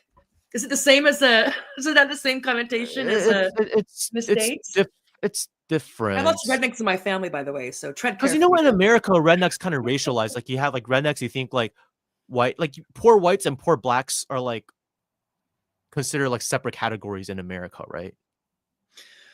Yeah. I mean, because like again, white trash and redneck are not the same thing. Not necessarily the same, but then like there's also like they also refer to certain things as like ghetto and stuff, right? Taiwan redneck is like kind of a combination of all of that. You have like I mean, it's a lot of it's like just like very working class sensitivities. Like they like to stereotypically like to smoke cigarettes and chew betel nuts, and are just kind of like crass in the way they communicate. They just get straight to the point. Yeah, look, because redneck is often it's a class distinction. So like a redneck, your neck is red because you're working outside with your hands or whatever. So like I guess historically it would have been farming or agriculture work, but now there's a lot of that. It's kind of like but it's associated with kind of like the South, the rural thing, whatever. Same over here. You see redneck, you think a white dude, that's for sure. Yeah, well, and like and you also think of like people speaking like less proper Mandarin. Okay. Yeah, because like I mean, for a lot of people in Taiwan and a lot of people on the Chinese mainland, as a matter of fact, like standard Mandarin is like a second language that like they learn in school, whereas like at home with families they speak like their local dialects. Oh, of course, yeah. I mean, even if you were in Shanghai, like a lot of people nowadays there's a lot of transplants in Shanghai, so a lot of people default to standard Mandarin anyways. But during your time in Shanghai, like a lot of people, they would differentiate between themselves and transplants, and a lot of them would speak amongst themselves in Shanghainese. Oh yeah, I was surprised, and I didn't. This is before I'd spent any time in India, so I didn't have anything to compare it to. But when I worked at Microsoft, there's a lot of engineers there and most of them weren't from Shanghai, and they could spot people's regions like that. Oh, he's from this place, and she's from that place. Yeah. And to me, I'm like, well, they, of course, speaking out, they just look Chinese to me. Right. But and the same thing when I was in India. Now, of course, in India, when you get closer to the Chinese border, then you seeing differences. But like for most of it, I'd see people, but I'd be with friends, and they could just pick out, what region they're from, and even sometimes the village, and I'm like, geez, but yeah. So I get what you're saying. Yeah, these regional characteristics become even more pronounced, like the lower in social status you go,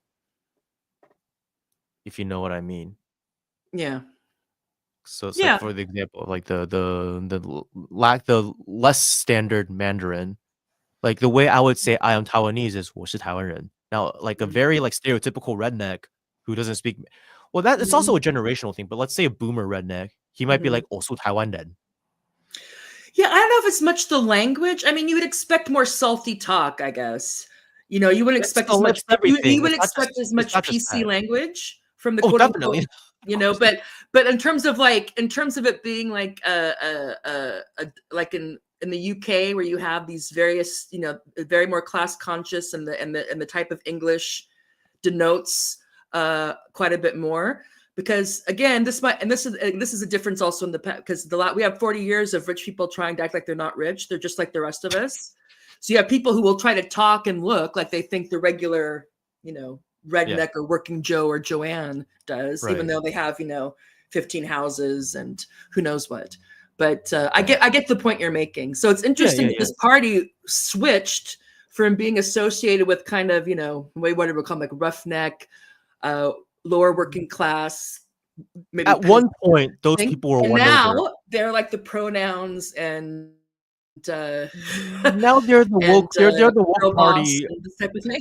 now they're the woke party of like urban, like there's like student activists and like the PMC types and whatever. But more and more people are getting sick of them. So they're not. Yeah, they're not they tend to be running out their welcome wherever they go, which is a good thing, I guess. No, I love when I did my conscription in central Taiwan, like in a central, like that's like that county touches no water whatsoever, right? And it's a rural area, and everyone there was just super un-PC. I loved it. Yeah.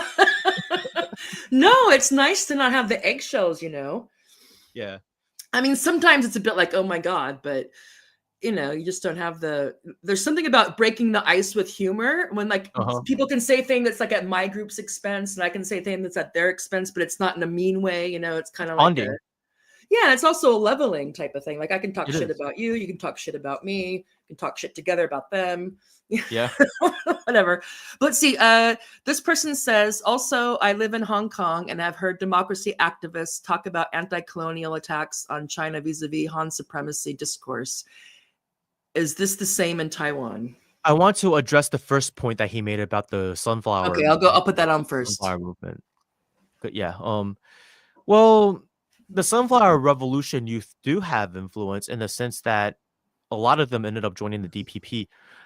The sunflower movement birthed a political party called the New Power Party. The New Power Party in Taiwan is basically the equivalent of the Squad in America. But whereas the Squad was officially part of the Democratic Party, the New Power Party was nominally separate from the Democratic Progressive Party. But whenever it really mattered, they voted with however the DPP voted, they voted. It's kind of like how the Squad refused to force the vote with the whole Medicare for all thing, right? So they kind of proved. Yeah, they talk the talk, but when push comes to shove, they turtle up, they bend the knee, they kiss Pelosi's ring and tell us how great Biden is. Yeah. Yes, they've been absorbed by the DPP, and the DPP is in power now. So I would say the Sunflower Revolution youth do have influence. Now, a lot of people on the ground who joined the so-called Sunflower Revolution kind of feel that things haven't really changed for the better. A lot of them are against the DPP now, but also a lot of them are it's either way. They either like double down and are even more pro DPP now, and like are like, oh yeah, those the communists are infiltrating the KMT and the TPP, or they're starting to reevaluate. Yeah, or they're starting to reevaluate their past politics. And NED or US aid funding cuts affecting the anti-China. Well, this is the thing about these sorts of movements is the point of funding them is you fund them so then they grow, and then to a point where after you cut funding, the influence is still there, right? So I mean, this will take time, but as far as the anti-China, I think most people in Taiwan just want to maintain the status quo. Like I said, they care more about the issues at hand, like their people's livelihoods, the housing prices, and all of that.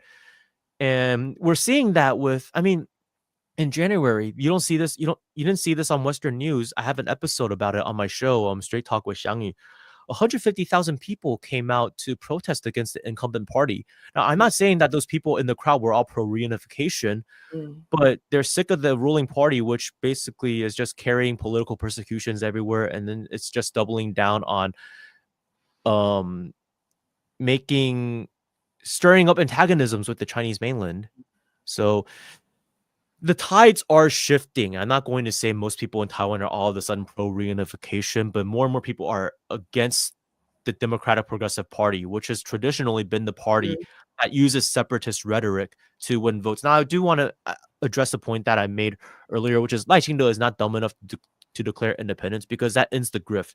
The grift right now is you sell the China threat, right? And then you position yourself as like the brave defenders, as like the David against the Goliath.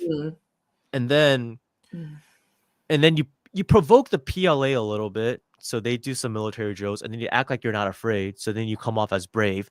And at the same time, right now the deal that Taiwan has with America is the US will sell outdated and overpriced weapons to Taiwan, which we spend billions on every year.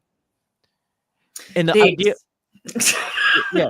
Although I don't see any of that, but I don't get a taste. Yeah. Now, so there's people who naively believe, oh, because we're buying these weapons, if anything happens, should war break out, the US will intervene. But I think more and more people are seeing through that. But the point is, the current arrangement, you have to sell the threat but without going all the way. It's a well-oiled machine, and the grifters of it are still making money. U.S. politicians get kickbacks. Like Nancy Pelosi gets kickbacks. The military-industrial complex makes a lot of money. Yeah. And I mean, this is the people's money over here. It's not the leaders' money. So who cares, right? And they're getting paid. Like the DPP, they get support from all sorts of things. So that's how they keep the grift going. Yeah, and I want to ask you what you would call this, because I don't know if it's patronage is not the right word, or machine politics also not. But I've noticed this is that it benefits if you're a cynical politician or somewhat cynical, you get way more mileage out of keeping issues open than resolving them. So whether it be whether it be cultural issue, well, cultural, I say that as if it's not just that, but how it's presented. So like in the States, you have abortion, immigration, you have guns, and both sides can continue to rally the troops and fundraise. But if that's resolved, then that ends. Exactly. That's exactly. And I don't know if there's a word for that besides cynical politics. Right. But that's exactly, you just accurately described the situation on the two sides of the strait. So I want to thank you for that, because that's exactly how the DPP approaches it. Zhong Xiangyu. And it's kind of like how Big Pharma is interested in creating lifetime patients rather than, curing them. If you create a lifetime patient, you have them subscribe to your medicine for the rest of their lives.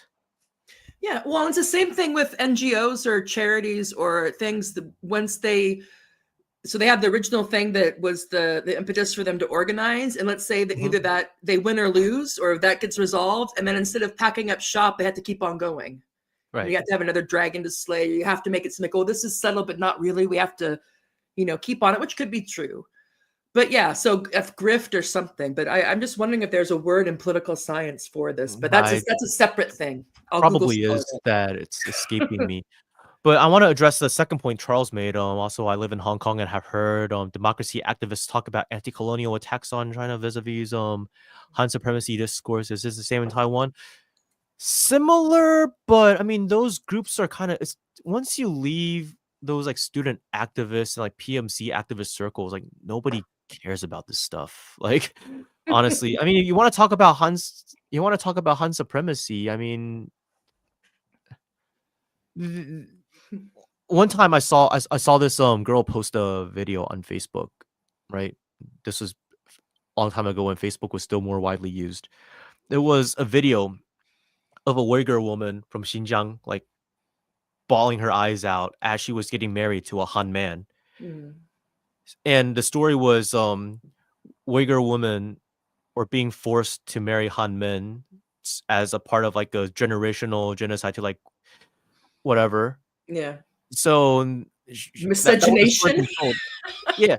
But then I was like, this is really funny. I was like, the fact that you're selling this story is actually a sign of Han supremacy, because it shows your lack of understanding for Uyghur culture. Because in Uyghur culture, if you're a woman getting married to a man and you're not crying, that's disrespect to your family. So you have to cry. It's part of their culture. So if that's why she was crying in that video and bawling her eyes out. Yeah. So I mean, it's the same globalist institutions trying to sell the same stories, but then it's like, well, you have a generation of people in Taiwan that are not as well versed in like understanding all things China as they were in the past, because the government's actively like kind of reducing its presence in the curriculum over here. But I mean, it's hard to really trick too many people over here because the cultural ties just run that deep. I mean, the Japanese couldn't eradicate Chinese culture in 50 years. Nowadays, you have the political parties like doing things like, okay, the government owned gas company is called China Petroleum Company or China Petroleum Corporation. I forgot what it was. We're gonna change China to Central because we want to make ourselves separate. China Airlines. Well, they tried to change it to Taiwan Airlines a while back, but then that failed. But little things like that. Yeah. At Well, the end of the day, your culture, everything about like everything you observe, like for fuck's sake, the deities, like people like to pray to Lord Guan Yu. They call him Guan Gong. By their standards, he's a Chinese pig. He's not Taiwanese. Well, again, I know just as an analogy, I know that Shiv Sena, which is a regional strong party in Maharashtra in India, and they were like Maharashtra for Maharashtrians because they were tired. Their pitch was like, we have all these people from poorer states, like it's kind of like the poorer states in India are not sending their best. They're sending all these people to Mumbai to make this money, and it's not fair. And that's a separate issue. But one of the things that they were really good at is changing names. So anything that had a colonial or an English name, they would change it. That's why Bombay became Mumbai. Yeah. And it's not just in the other kind of regional or any kind of parts. This Hinduvita with the BJP, but also the BJP is very kind of, I guess we'd say, globalist, to use the parlance of our time. Both Hindu nationalist and globalist, but whatever. Combinations are contradictory. But I remember that, so it kind of makes up for, although if it didn't work, I mean, they are still a strong party, and they are the head of they have the control of Maharashtra right now, though not as much as they used to. But that does kind of work for a while, these kind of symbolic victories. Until it doesn't. Until the bread and butter issues become too go on for too long. It's like, it's great that we changed all the street names and we have more festivals, but the water isn't running, and our electricity goes out, 5 hours a day or something. Whatever it is. Here's the thing. Politics is like fake when you're approaching it with your heart. It becomes real when you're approaching it with your stomach. Yeah. Yeah, when it's the I mean, not that all these things aren't important, but yeah, it's hard to worry too much about that. Exactly. If you're like, okay, housing, okay, healthcare, okay, I don't have a job, or my job sucks, or is it going to be here in a year, or whatever. That's a good point, because I think ever since 2016, when the DPP was back into power, so from 2016 to 2024, they had the so-called presidency, and they also had majority in the legislature. Now, and before 2016, they were like, oh, well, from 2000 to 2008, we couldn't get much done because we didn't have the majority of the legislature. So it was difficult. But we promised that once we get the majority, please support us. We will make Taiwan so much better. Yeah, there weren't any policy victories from 2016 until now. They got so what they did do was spend a lot of money to Western media outlets, getting them to talk about Taiwan more in a positive way. So then you have like these DPP supporters feeling good about being Taiwanese because it's being mentioned positively in foreign media. But I tell these people, what foreigners think about you doesn't matter. I said at one point in time, being like Taiwanese was something to be proud of among all Chinese people, right? Like Taiwan was economically a model province for a certain point in time. We don't have to get into how it became that, but for a while it was the envy of mainlanders. And we were proud to be Taiwanese because there was real development going on. There was real wealth being generated. We were a cultural powerhouse too, because in 1949, the best of the entertainment industry from the mainland came to Taiwan. So like the market actually still existed, whereas like on the mainland they had to rebuild from scratch. So for the longest time, because like during the Mao era, like the entertainment over there was very ideological, very, very cool in a different way. Yeah, but then after a while, people were just like, hey, not a lot of melodrama and romance, and after a while, people were like, maybe there was, I don't know. starting in the 80s, people were like on the mainland, like the Taiwan entertainment industry was hugely popular on the mainland starting in the 80s, right? Up until until the 2010s. And I'm nodding like I know. I'm just like, yeah. Like it makes sense. It makes sense. No, here's the thing. Nowadays, there's still influence. Like every day when I go to the mainland, every day I still see like influences from Taiwan over there. Every day it's seen everywhere. But it's not as present as before. When I went to Shanghai in 2007, everywhere I went, it was like J Cho, Jolin Tsai, like Mm. SHE, all of these like pop artists from Taiwan, like on the speakers at like stores and restaurants and Yeah, that's what I malls. wanted to ask you about, because there's the economic thing, and obviously, the language, and that Right, you're all Chinese, right. of one stripe or another.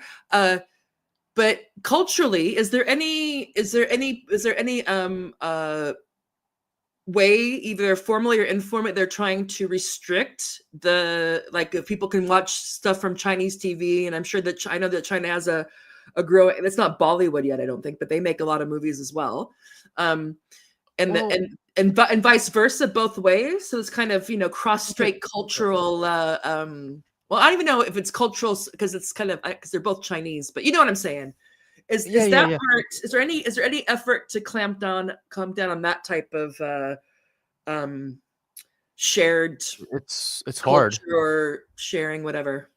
Well, I mean, on the mainland, it's not that like Taiwanese stuff is banned. It's just most pop artists like over here, a lot of the entertainment industry, they know that there is a huge mainland market, so they Mhm, don't want to offend, right? mhm. But I So also they mean the will. other way around, because if there's a I know, strict, I'm getting yeah, there. I'm getting yeah. there. Okay, sorry. So most of it's like, all right, but then when it comes to things like film, like with film, because of like holdovers from the past, these laws, every year there is like a limit of how many mainland films can be shown in movie theaters over here. Mm, So that is a sort of a soft restriction. One exception is if a film wins an award, that's an international award, mm, then even if it goes over, let's say like the limit's already been reached for a year, well, that film that won an award is allowed to be shown in theaters over here. I mm. mean, the Is thing that is a that holdover from the Asian Tiger days? Because I know no, that there was, no, it's from the I know in 90s. France for a long time they No, wanted no, to from the protect their it's film from the industry. it's from the So, 90s because during the Asian Tiger days there was no formal contact between the two sides. mhm. You So it know wasn't why? about protecting. It's not about protecting Taiwan film industry. It's It something was, it else. was, it was Okay. no, because only after martial law was lifted in the Mhm. 1990s did the laws get amended to address the reality that although we are one country, we're under the control of separate political entities. So Mm, laws were passed to address this reality while maintaining a one China framework, this is why we have government organizations like the mhm, Mainland Affairs Council, like being built to address our relations with the Chinese mainland while they had the Taiwan Affairs Office. Because mhm, if you do it through, let's say, the Ministry of Foreign mhm, Affairs, you're implying two countries, right? So you mhm, had these things like created to address this political reality, and you also have laws like the Cross-Strait Act, which define the relations between the people of Taiwan and the people on the mainland to mhm. enable the the contact that was happening. It's kind of like how you don't have traffic laws until you have automobiles. Now, Yeah. before the late 1980s, there was no contact between the people, no legal contact between the Mhm, people on Taiwan and the people on the mainland. mhm, You know what forced the KMT to resume contact was this one former U2 pilot. He missed his home. mhm, He was a former U2 pilot, part of the Black Hat Squadron, a very elite Air Force groups. And like you fly a certain amount of mhm, missions, and you manage to survive, you're good. You're set for life. mhm, Well, he was part of that squadron. Very talented pilot. mhm, Missed home. At that point, he was a commercial pilot. So one day he waited until he had a cargo flight. He didn't want to hijack a passenger flight, right? Yeah, no. It was a cargo flight, so he subdued his fellow crew members and then steered the plane off course towards Guangzhou so he could land on the mainland, and then he defected there. And then That sounds like a so movie. Have they made a movie out of that? That sounds awesome. no, they should. But so before the policy was no contact, no capitulation, no Mm, negotiations, but because he stole the cargo flight, now it's like, okay, we need to get the crew back, we need to get the cargo back. And because we need to get these things back, we need to contact. We need to negotiate. You don't necessarily have to capitulate, but you at least have to negotiate and have to contact. And then that was also when there was a huge protest movement in Taiwan of like those Chinese Civil War veterans who really missed their families back on the mainland. Mm-hmm. They would just like gather outside wearing these shirts that said 想家, which means we miss home. Oh. Yeah, it's really sad because a lot of them, like their parents had died and whatever, and Goodness. they come in 1949. That was already like in the mid 1980s. So it was around then that Jiang Jingguo finally started figuring out like a way to let these veterans go back to the mainland. And after a lot of them went back to the mainland to like visit their families, well, at that point Taiwan was still a lot more rich than the mainland, so a lot of them brought money back, brought like consumer goods back and whatever. And that was the beginning of a lot of Taiwanese investment on the mainland, because you had these people that already have. This was still a point when like Americans and foreigners were still wary about investing on the Chinese mainland. But you had these people who just a few decades ago were on the mainland. They were familiar. They still have connections on the mainland. They still have contacts. They were some of the best positioned people to do business. So it was them and some Hong Kong people that were like the first investors of into the Chinese mainland after they did the reforms and opening up. And only then did it start spreading to the rest of the world. So that guy, he never came back to Taiwan because after that, I mean, it's kind of, I'm sure he made his peace with that. It's like, oh, if I commandeer this thing and defect to China, probably not going to come back to right. But like on TV, this one time he was like, it was all because of me. He's like, look at all those rich like Taiwanese businessmen. Like they got me to think because I hijacked that plane. Yeah, well, you never know what the straw is.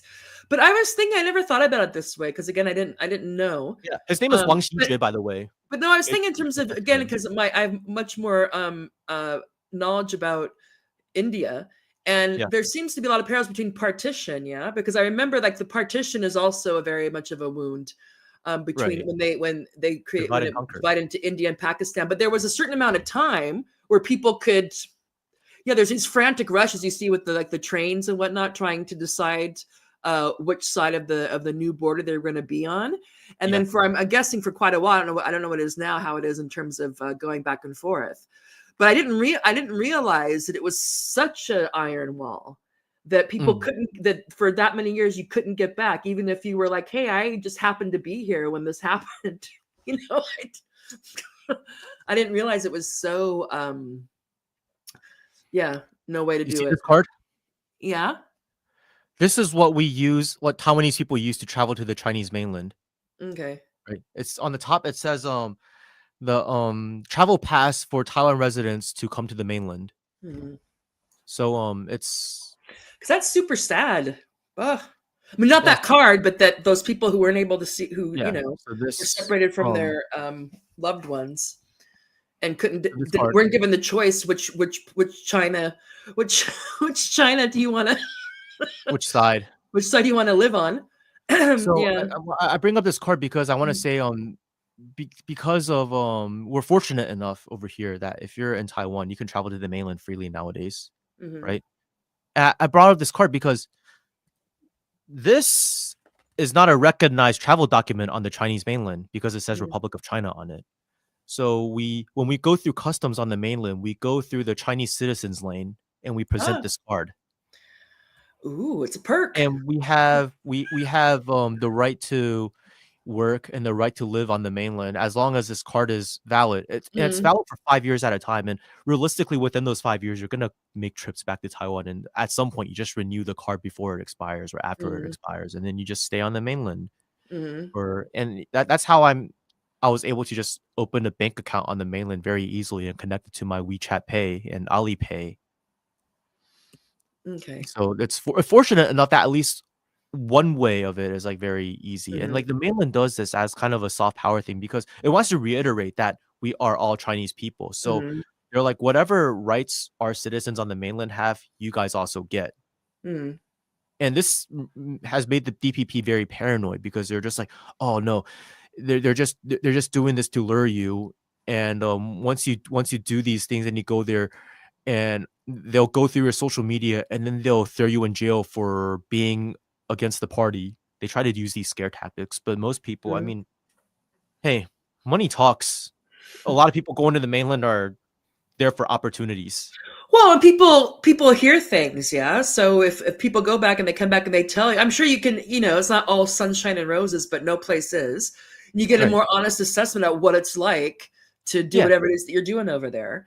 What's really sad though, tricks and whatnot, and then it's hard for them to what's the word? They can't control the narrative as easily when you have so many people going back and forth. Yeah, that's why the DPP is actively discouraging people over here from going there, even though the mainland still welcomes us over there. And they're also making it very difficult for mainlanders to come here. It was easiest for mainlanders to come after 2008 until Tsai Ing-wen's leadership, because she refused to recognize the 1992 consensus. So the Beijing was just like, oh, you don't recognize the 1992 consensus. Well, we can just pull the plug on your tourism revenue. There's a lot of mainlanders who really loved going to Taiwan. It's a shame they can't go anymore. Maybe you'll deal with angry tour operators and people who make money from, the tour industry. That was the mentality. So, I mean, yeah, it's luckily, no matter what the what the DPP tries to do in terms of controlling the narrative or like reducing cultural exchange, like it's you can't stop it completely. I mean, you could. There's only so much you can do as far as like preventing movies from being aired. I mean, we don't receive mainland Chinese channels on our cable over here, but who watches cable anyways? Everyone watches things online. Yeah. It's true. I have a little bootleg. It's like a set-top box, but it's like a bootleg set-top box that receives like TV broadcasts from all over the world. I could go to my living room right now and watch CCTV. Well, and I know this is again, I don't know what it's like now, but when I was in Shanghai in 2001, oftentimes I never rented anything. When I would be walking home from the office to my apartment building, there would always be little stands selling bootleg DVDs. Yeah. And it would be all kinds of stuff, all the Western stuff. I saw that's how I saw the first Harry Potter. I saw the first Harry Potter that way. Bought a bootleg CD for maybe like $1, and then went home and watched it. And I was like, well, it's kind of funky, but I was like, who cares? Oh, was it one of the ones that was there? I don't know if they've cracked down on it, but there certainly wasn't, and it was right out in the open. So there was a concern about Western. Whatever that was Taiwan. That was Taiwan in the 90s as well. They didn't crack down on it. It's just the internet's gotten really fast. Yeah. Internet piracy is even because when you buy bootleg DVDs, you still have to make the effort of walking out of your house.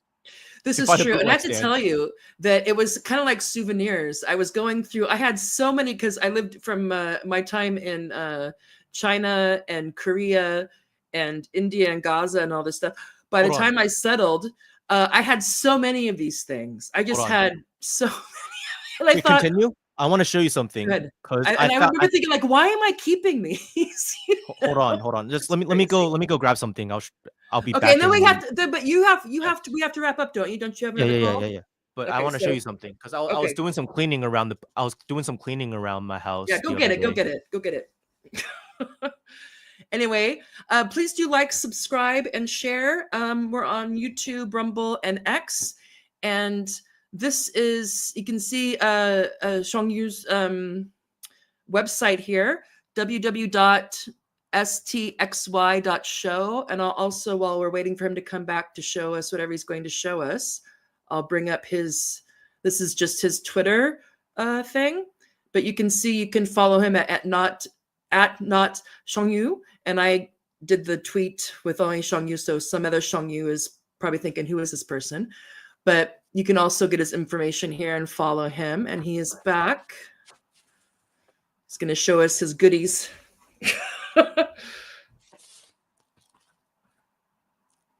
Oh yeah. Oh my God. Yeah. Somewhere in the entire TV dramas that we bought on the mainland for my grandma to watch. Oh yeah. Because especially when I was in China, Microsoft was like, we're giving you such an opportunity, having you work for us over here, that they didn't pay very much. I mean, they paid enough for me to live okay in Shanghai, but I didn't have a lot of extra money. So my friends and I would watch it. So I had like every season of the X-Files. I got every season of Sex in the City.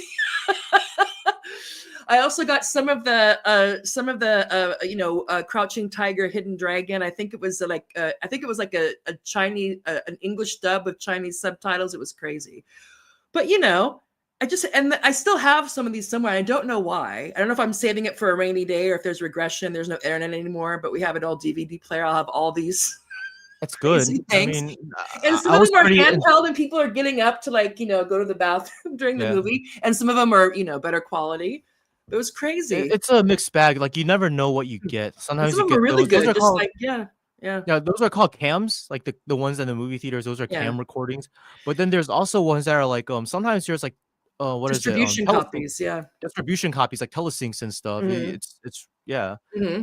I mean, you'll see a little thing in the corner like not for sale. Like yeah. Because I remember asking the guy, one of the only things I knew how to say in Mandarin, and I can't remember it anymore, but I could ask them that distinction. Like, is this a good copy or a cam copy? And of course, they always say, "Oh no, good." And then sometimes it was. Yeah. But when you go to the same dealer, your black market entertainment dealer. If it was a really bad one, they would let me I'd be back like I just and they'd let me trade it out. So they were cool because sometimes they don't know either. They're just selling them. But no, it's crazy. When I was in Shenzhen back in 2007, I saw cop shopping oh yeah. I mean, why would they? I mean, really, why are they going to crack down on that? No, I mean, was maybe curious. They have sometimes, but yeah. So I was curious and asked, and he was like, "Well, yeah, there's an understanding to just keep the Hollywood movies like out of like plain sight. Mm-hmm. Everything else is fair game." Mm-hmm. Yeah.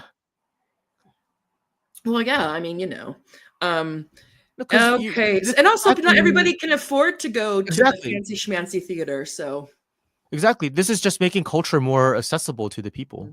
That's right. It's a communist thing. Okay. The guy made some money, and that's cool. Okay, so we have to wrap up here.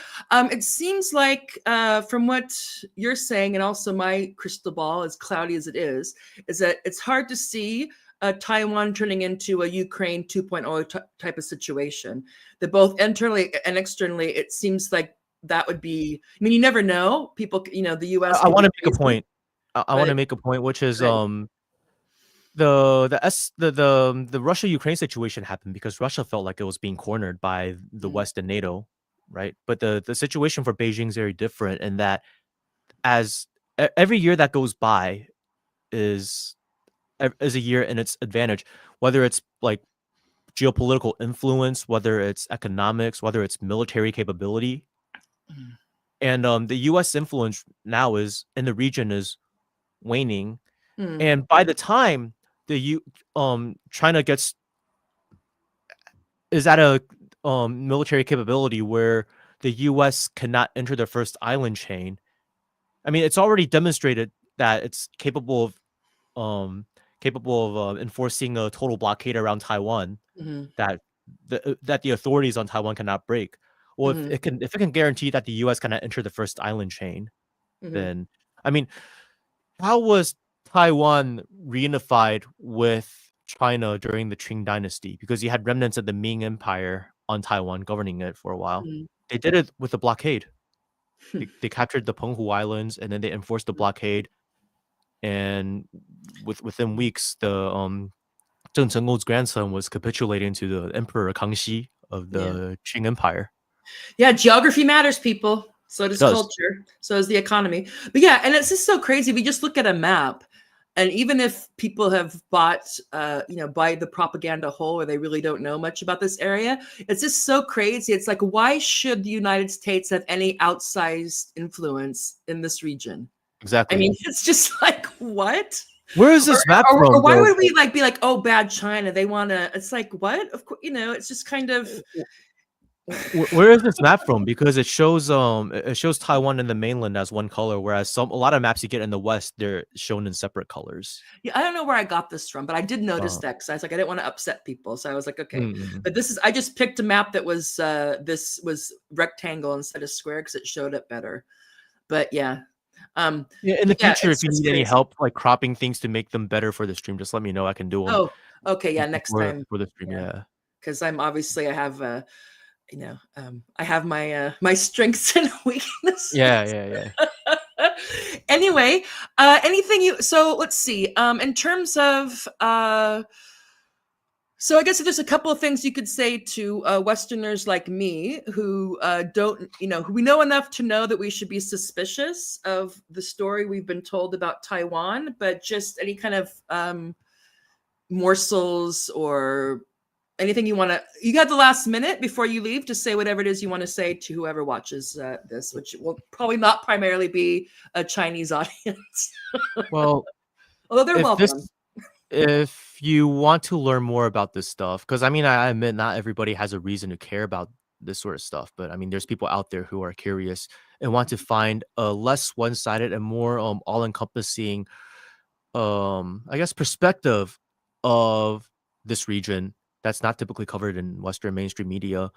You're always free to follow my show, Straight Talk with Xiangyu, which is you see that website stxy.show. That has all of my next time I'll have a better bio page for you. I just clipped this from from X. You can follow me on my X over there. Yeah. And hey, also I got a partial announcement. Go ahead. I got a partial announcement I'm gonna make. I can't give all of the details yet. Ooh, an exclusive. I promise it's going to be very interesting. Mm-hmm. But if you are interested in North Korea, follow me, because I got an announcement to make sometime this year, hopefully, if everything goes to plan. That's all I can say. A teaser. So something's going on with around North Korea. So we don't know. He's not saying anything. Is it a collaboration? Is it an interview? Is it a documentary of his time there? We don't know. We don't know. Something interesting. Because talk about things we don't know much about, except for the official narrative from the mainstream media and the State Department, in whether it be in the United States or Western Europe, for sure, is North Korea. So any kind of information we can get on that, to have some sort of idea. Because what I found is that it's either like it's the most terrible place ever, everybody's starving, there's no electricity, and it's just, this crazy, or you have like, it's fantastic, it's like a communist paradise, and this is, so I'm like, okay, my guess is that, but I know, I'm thinking like, so what is because of course, just with all the, you know what I'm trying to say, it's hard to be like, okay, what is a good source of information, not just, anymore when anything happens in the world, and I struggle with I just want to know like literally what has happened. It's so impossible to find a source that isn't spun in some way, And they also have their own considerations to take in. It's not like they're not like China, that's a lot more secure in its in its sovereignty, and it's like there is a much bigger threat of like their government becoming like destabilized by Western forces, whereas China, for the most part, is pretty secure in this regard. Well, what Bannon and Steve Bannon, I don't know if you're familiar with him, what he's saying is that he's not the only one that says this, is that, Xi hates North Korea, doesn't want to deal with them anymore, but Russia keeps on supporting them. And so if somehow, if Russia and China get on the same page about, Rocket Man in North Korea, then that would be done in a week. And I'm like, I wonder. I have no way of knowing. The relationships are, let's just put it this way. China is China first. North Korea is North Korea first. They have their interests are not always aligned. And, Kim Jong-un should be Korea first. Xi Jinping should be China first. That's just the way it is. Yeah. Well, no, and it's just kind of some of the ironies of history that it seems that right now the ties between, at least from my perch, the relations between China and Russia are better than they were before the Soviet Union fell. Oh, a lot better, because right now they're not. Yeah. It's not like the Mao and Stalin era where like it's like we're doing this out of like this ideological like unity or whatever. Now it's just purely like it aligns with both of their national interests and their geopolitical interests, which is a better alliance in my opinion. Because this is very real. Yeah, yeah, no, it has its roots in the base. Right. Because I mean, even during the Chinese Civil War, like Mao and Stalin had different interests and had different visions, and it was only after the communists won the Chinese Civil War that Stalin showed more support. Because let's face it, Stalin got much more concessions out of China, out of the KMT, than he ever did under the communists. Like all of that had to be renegotiated after the People's Republic of China was founded. Like the Russia's, the Soviet Union's interests in China's northeast, for example, all of that. Okay. Well, thank you very much. I always have to take a pause. Xiangyu. You don't got to try and make it sound so foreign. Just replace the X. Just replace the X with an SH. Xiangyu. Okay, thank you. Because I want to be like Xiangyu, like I'm gonna bow and say it at the same time or something. Well, what helps me is with Dutch has this SCH sound, like schip. So I'm like Xiangyu. I want to like make it into that. But anyway, Xiangyu.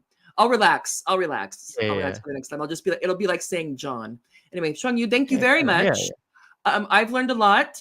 And I look forward to seeing what you have coming out, and I'm sure we'll have you back on, or maybe I'll come back on your show. Although I don't know what interest I am to your Chinese audience, but if there is ever a thing, I'm willing to participate.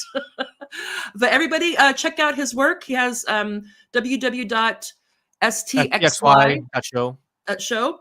And STXY stands for Straight Talk with Xiangyu. Straight Talk with Xiangyu. And it's a lot of geopolitics, obviously centered around the Taiwan Strait. And check it out because it's an important part of the world, obviously. It's called Straight Talk because I'm reinforcing heteronormativity because I'm a bigot. There you go. Oh, look at you, you trad man. It's only how we reproduce, how the species reproduces. Yeah. Anyway, thank you very much. Check him out and enjoy the rest. Oh, it's 8 hours later over there. So enjoy the rest of your evening. And thank you all, Hera, Charles, Jenny Lynn, for your comments and your interactions. Yeah. Unfortunately, when I'm on this stream, I can't see the comments from the other two sources, but I can see them from there. But I'll let you know if there's anything particular to you. But thank you very much, and I'll see you next time. All right. Thanks for having me on. It was a pleasure to be on. Bye. Bye. All right. So he's lovely, Xiangyu. And that's been another Morbid Symptoms episode. Thank you for tuning in. Please do like, share, subscribe. I leave my live streams unedited on YouTube and all the things, but I also tried to go through and edit them up a bit and get some chapter topics in there and whatnot so that they're easier to find what you're interested in. And please do like, subscribe, share, and I will see you. Actually, I'm on tomorrow with Michelle Bowen again, and we're going to be he's going to talk about the difference between Marxism and what he calls commoners or communism, the communists. So we're going to see what that's about. That's tomorrow. Will be 10 a.m. my time, and which is the UK time is where I'm currently perched at. Anyway, take care, everyone. Keep hope alive. And we'll see you next time. Bye.